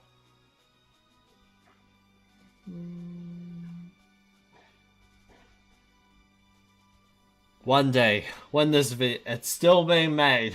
One day. On top of the Kalimari Desert reference, Peach's Castle and Bowser's Castle can be seen in Super Circuit's Rainbow Road. Dry Desert is a track in Double Dash. King Goomba is a boss in Mario Kart DS. It might be based on 64DS, but that was based on this. And Dry Ruins is a track in Mario Kart Wii. Oh my goodness, everyone. I can't believe I've done it. I actually uploaded a full-on scripted analysis video for the first time in over a year. I've been a bit preoccupied with zillions of other things. Thank you so much for watching. Oh, that seems so and getting tame to the comparatively end of this now. video. It was a long time in the making. I hope it was worth it. Thank you to everyone who helped me along the way. Thank you for Matt for the script, Hannah for editing, and thank you to my wonderful patrons for supporting the channel as well. I don't know this. Next I have to follow shortly, because let's face it, it's probably time. Alright, cool. I think that script is about the same as it always was. I do think that the editing is improved because I did a lot more like things with it, like the maps, the putting the maps in, the fades, a cut to the Simpsons. Yeah, I like the way that improves, and I do like as well the way Thousand Year Door is going. Hello, Jordan. Welcome to the stream. I do like the way Thousand Year Door's going. Happy Sunday. Depends which part of the world you're in. So there's only one video left, and I'm gonna do it right now to finish this off. Okay. Where are you? Okay. So the original versus remake for Metroid 1 and Zero Mission. This is something that I wanted to talk about for a long time because I think that there's like they're very different and they're so both like quality, especially for their era. And I do think it was something I wanted to talk about and was worth talking about. Metroid is one of Nintendo's most popular franchises among Nintendo fans, in spite of them not coming very often. The first Metroid game entered the scene in 1986 to critical and commercial success. Samus was the first female protagonist in the game, and quite the unexpected one too for its era. Up until 2002, Metroid would go on to have 3 more 2D titles, followed by something on the GameCube. However, after Fusion, Nintendo decided to release Metroid Zero Mission on the Game Boy Advance, which was a remake of the first NES game, but with a twist. The twist was that it was dipped into a pot of Super Metroid, a highly welcome decision for most people, myself included. Today I'm diving into both games to look at those changes and what that did to the core of Samus's first adventure. I'm Hat Warren Gamer, and this is Metroid and Metroid Zero Mission for Original vs. Remake. Both games start out with a rather well-known location on the planet Zebes, the location of the Morph Ball, where you jump over this platform, fall down this hole, pick up the power-up, and get out by morphing underneath. It was even used in Super Metroid. After this, they're similar on a surface level, but different on a more technical level. In the NES game, morph, missiles, and bombs alone will unlock at least the end of the game, as well as the high jump boots and ice beam will get you access to the entire map. Those first 3 can come into your arsenal very quickly, leaving the game an incredibly open-ended playground. There is, however, an implicit order given through the difficulty. You could go fight Kraid as soon as you have the bombs, but you'll probably die over and over until you explore more of Brinstar and visit Norfair to retrieve some energy and missiles, and it doesn't hurt to have high jump boots, ice beam, Varia, and even screw attack. After picking those up, you can go visit Kraid and likely take him down a bit more easily, but who said we had to go there first? We can kill Ridley first if we like, and then take on Kraid. The fact that this option exists is a reflection of how open-ended the game is. Anywhere can be open for the taking in no particular order. The world is your oyster. That description sounds like a fun time, but it only really could be with a little more health when restarting after death, a sense of direction, more distinguishable areas, information on how to use power-ups, a better way to kill short enemies, and of course, a map. The microphone quality tweaked a bit. It's clearly a new recording session, but it's like I didn't do the set. Must have done like the setup differently, which is really weird. All those problems I've listed are things that Zero Mission fixes. When you die, you start with whatever you had and reload to wherever you were when you last saved. There are observable differences in level aesthetics, giving everywhere a distinct look. Upon collecting a new power-up, the game briefly explains how to use it. Samus can duck to aim low, and of course one of the most important things, a map which shows immediate surroundings during gameplay, and a more fleshed out view when paused. However, as much as I love these changes, they're not much more beyond a few quality of life updates. And while it's a great improvement to see the world far more varied and aesthetic in Zero Mission, I should acknowledge that Nintendo did have to work with the limitations of the 8-bit machine for the first game, which I think does excuse some of the repeated visuals. It might be possible for some of the world to look more distinct from other areas, particularly in Kraid's Lair, but without an in-game map of some kind, it probably wouldn't make a huge difference, leaving aside how early this game was in the NES's life. After the earlier mentioned Morph Ball puzzle, there's a pattern that goes explore, find something, unlock more map, rinse and repeat. Bit of a generalization, but largely what happens. That said, if you stop there, then you've missed something, several things even. You've missed the value of what those things bring. Everything you find has unique qualities to them. The long beam lets you fire further. Bombs are weapons you place that go off when a timer counts down. The ice beam... As well, it seems like I've gone back to the initial, like the starting quality. So I think it was just like this one recording session which was different. I'm pretty sure the rest of it's the same though. Freezes enemies in place, which can turn them into platforms. I could go on. These unique qualities help enhance the exploration due to the new abilities they provide. Those things were done in both games, though to a lesser degree in the NES game, such as the bombs unlocking Kraid, but the NES game's design didn't lend itself too much to it due to its openness. However, the way Zero Mission builds on it is by changing the level design in several places to better complement the collected items, especially in Kraid's lair. It is true that if Zero Mission was left largely unchanged in its item progression compared to the NES game, they still could have changed Kraid's lair's aesthetic without tweaking the overall design, but they went above and beyond with it. Kraid's lair now looks designed to have a sense of progression to it, including the mechanic of the claw grips that hang from the ceiling and a mini-boss that uses them. Though it might have been better to have a bit more practice with them before a boss, but I know that placing a boss later would throw off the pacing before Kraid, and I didn't even notice or consider this as a flaw until right before I started writing this sentence. Now, none of this is to say that Kraid's lair in the NES version has no design to it. The path that leads to Kraid is the most difficult to access in the first corridor. It can be opened through some good platforming, but is made much more easier through either the high jump boots or the ice beam. But after that, it's a straight shot through a corridor, and everywhere else contains optional pickups if you're lucky. So rather than the lair being an intricate maze full of puzzles to solve, it can feel like aimless wandering until you stumble into the boss. I would give a similar analysis about Ridley's Lair, but it's more or less the same comments for both games respectively, except that Ridley's Lair doesn't even have a tricky door that has to be passed to get to him. You just suddenly appear in front of him if you're lucky, and I know that's true because it's what happened to me. I largely have the same... It's true, like the very first time I ever played the first Metro game on the NES, I just walked into I just was exploring Ridley's area, like Lower Norfair. I just walked into it. I was like, oh, hey. Thoughts about Norfair, but worse because of bombing some random location to get to where you need to go. Zero Mission of course changes all of these things to turn the design of the world into something resembling Super Metroid a little more, but there's a bit of direction and puzzle solving by applying the moves to the level design. One other thing I'm somewhat impressed by is by keeping all the main pickups like the high jump boots or screw attack in the same locations as they were in the NES game. One small issue might be with how Varia is placed really far away from where you are, but with the way I like to approach Metroidvanias, being check everything you can, I actually don't really mind it all that much. Now, some of the new things that Zero Mission adds can be a tad hit or miss. I like the idea of adding in criteria and giving it a place in the progression of the game, though I have always thought the passages to it were a bit weirdly located throughout the world, especially since your first trip there is via Norfair, which never made criteria feel like it was the highest point in the map. I wouldn't call it game breaking, especially in the context of pacing, but it does upset the believability of the greater map. Going further, while the NES game doesn't do enough hand-holding, Zero Mission sometimes does that too much. The Chozo statues guide players on where to go next, which can take away from the mystery to come when you arrive at any location, giving away that you find something.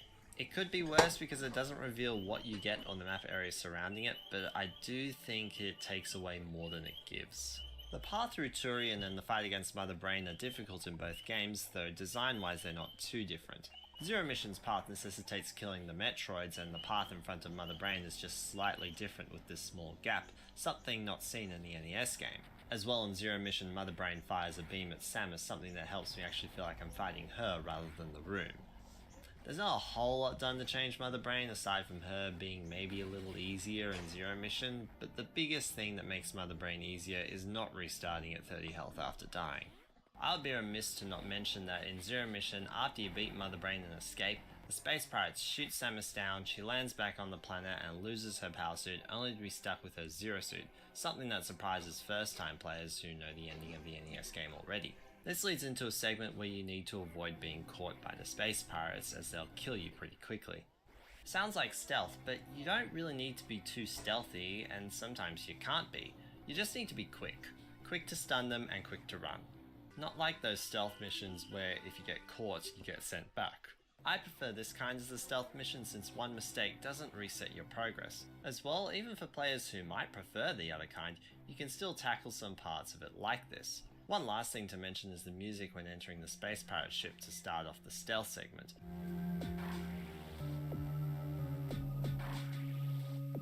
This beat is really groovy, and as soon as you get caught, which is forced here, it stops and doesn't come back. Like, what the heck? I liked it. And why is it only played for like 3 seconds and then you've lost it? I'm upset. Now, throughout the adventure, you encounter what's called the unknown It is true though. items. I They hate were a little that. weird since all they seemed to do was make certain blocks destructible, but didn't do anything to your abilities. They do come back at the end of the stealth segment and are revealed as more power-ups, so I wouldn't call them a bad addition, and they all become items from Super Metroid that weren't in the NES game. This does wonders for it as a remake, but since this is done, why was the speed booster not included? My guess is that it's used throughout the adventure for exploration, but still the gravity suit, space jump, and plasma beam could all have been used for adventure somehow. It might have had to cause a change in the level design, but given the NES game and the GBA game, I don't think that would be an issue. The only defense I can see for it would be the fact that those 3 items were the last 3 items found in Super Metroid's progression, while simultaneously being introduced in that game. That's why the screw attack's not among them. And given how powerful they are, it's greatly satisfying to be able to explore the world with them after having completed it already, which is an entirely new problem being the endgame victory lap, a time where you explore the world with every power-up, hunting down the last collectibles to obtain 100%. It's a bit mixed, I find. It's a pain for people who want to 100% the game, but a nice romp for everyone else who bothers to go back to the world after gaining these. As well though, when you can first use them after going through the Space Pirate base in Chozodia without the power suit at all, being completely defenseless, it is so much fun to just run through decimating everything before you without a single care. Oh my goodness, it is so good! Zero Mission ends with a quick, probably too easy and slightly anticlimactic boss fight against Mecha Ridley, and in true Metroid fashion, an escape sequence. It's obvious that I do prefer the remake as it is a higher quality, more polished, more accessible, more cohesive adventure, but I do think the original has some unique qualities, namely in its openness. The fact that almost all of the world can be explored with just a few items means the rest of the pickups enhance your exploration. Long Beam, Varia, High Jump, every missile pack and every energy tank, the list goes on. This all helps make the adventure more personalized. The game is just held back by the intense conditions of restarting at the beginning location every time with only 30 health, not having a map, the repeated indistinguishable visuals, and so on. Earlier I labelled the changes that Zero Mission applies to fix those as simple quality of life improvements, and I want to dial back and focus on those a bit. Some of them have been hacked into the NES game by fans. This resulted in a mod called Metroid Plus. It has a map on the pause screen and restarts players back at the start of the location they're in at the point of death. Whoa, I just have to chime in here and say that I completely forgot that restarting at the start of the area is actually also still in the vanilla game. Everything else I say about this is correct, but just ignore that one bit. I apologize for that. It is entirely my fault. Continue the video. I tried the mod out and found the NES game far more bearable to play. The map made the world easier to explore, and I had a sense of direction. I can't get past how much more simpler exploring Kraid's lair was. I only wish I could play it without my existing knowledge of the game, as I knew the goals already. In fact, I could tell by just looking at the map where Screw Attack, Kraid and Ridley were. Mother Brain wasn't any different, sadly, but that's because the quality of life enhancement that would improve it was not always restarting back at 30 health, something not in the mod. But I think this mod says more about the design of both of these two games more than they could say about each other or themselves. The NES game does have the quality of being an open-ended playground where you explore and grow stronger to take on whatever comes your way. It can become a very personal playthrough, discovering the world on your own. The NES game can be a good experience with just the quality of life updates. Zero Mission is largely a redesign of the whole game from not so much the ground but rather the base up. The general map and item layout was kept, but they managed to design an incredible experience around it, linking what was there in ways that reflect the collected items, placing a few new things and rooms around, removing as little as possible, and while managing to not completely superannuate the original since the quality of life updates show that the NES game can stand uniquely from its remake. It means that the NES game and Zero Mission have two different experiences to offer. The downside is that the experience offered by the NES game is cold and unwelcoming, and it took a mod to warm it up a bit. When remakes are announced or released, people often ask or strive to figure out which version of the game is definitive. In this case, I believe that Zero Mission is the better game when compared directly, but the NES game still offers something unique, so I don't think there's a definitive version because their experiences are too different. If there was a version of the NES game with all the quality of life updates discussed in this video, I reckon it would be a good game, while Zero Mission stands on its own as an amazing Metroid game. I'm Hat Wearing Gamer, and this has been Original vs. Remake.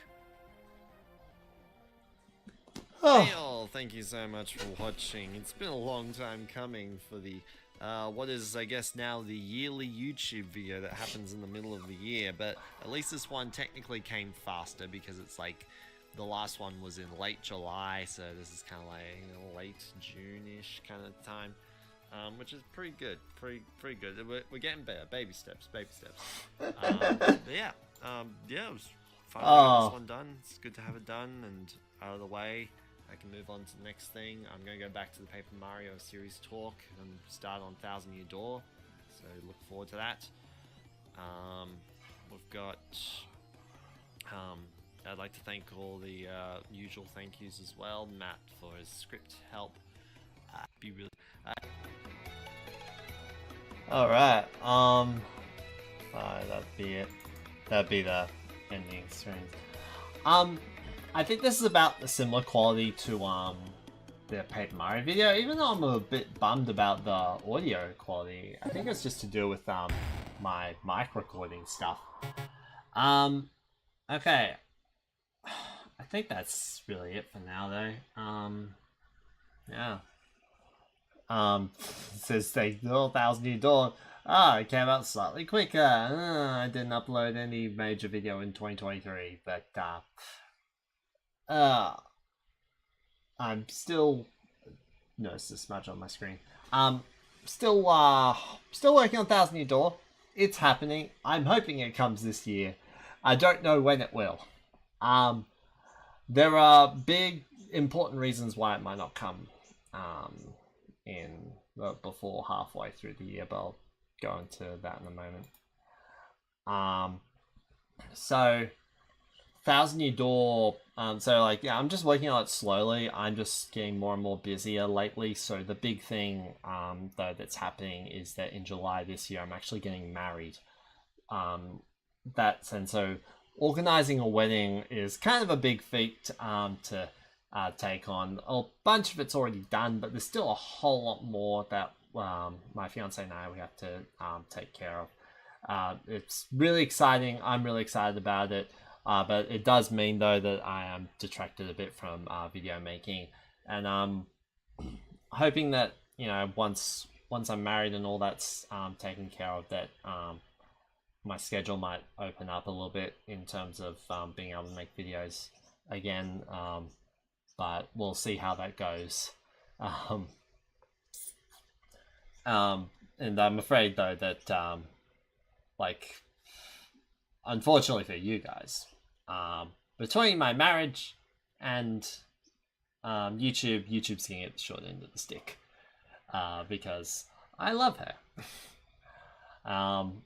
Anyway, I'm going to thank you all so very much for watching, and I will see you guys later.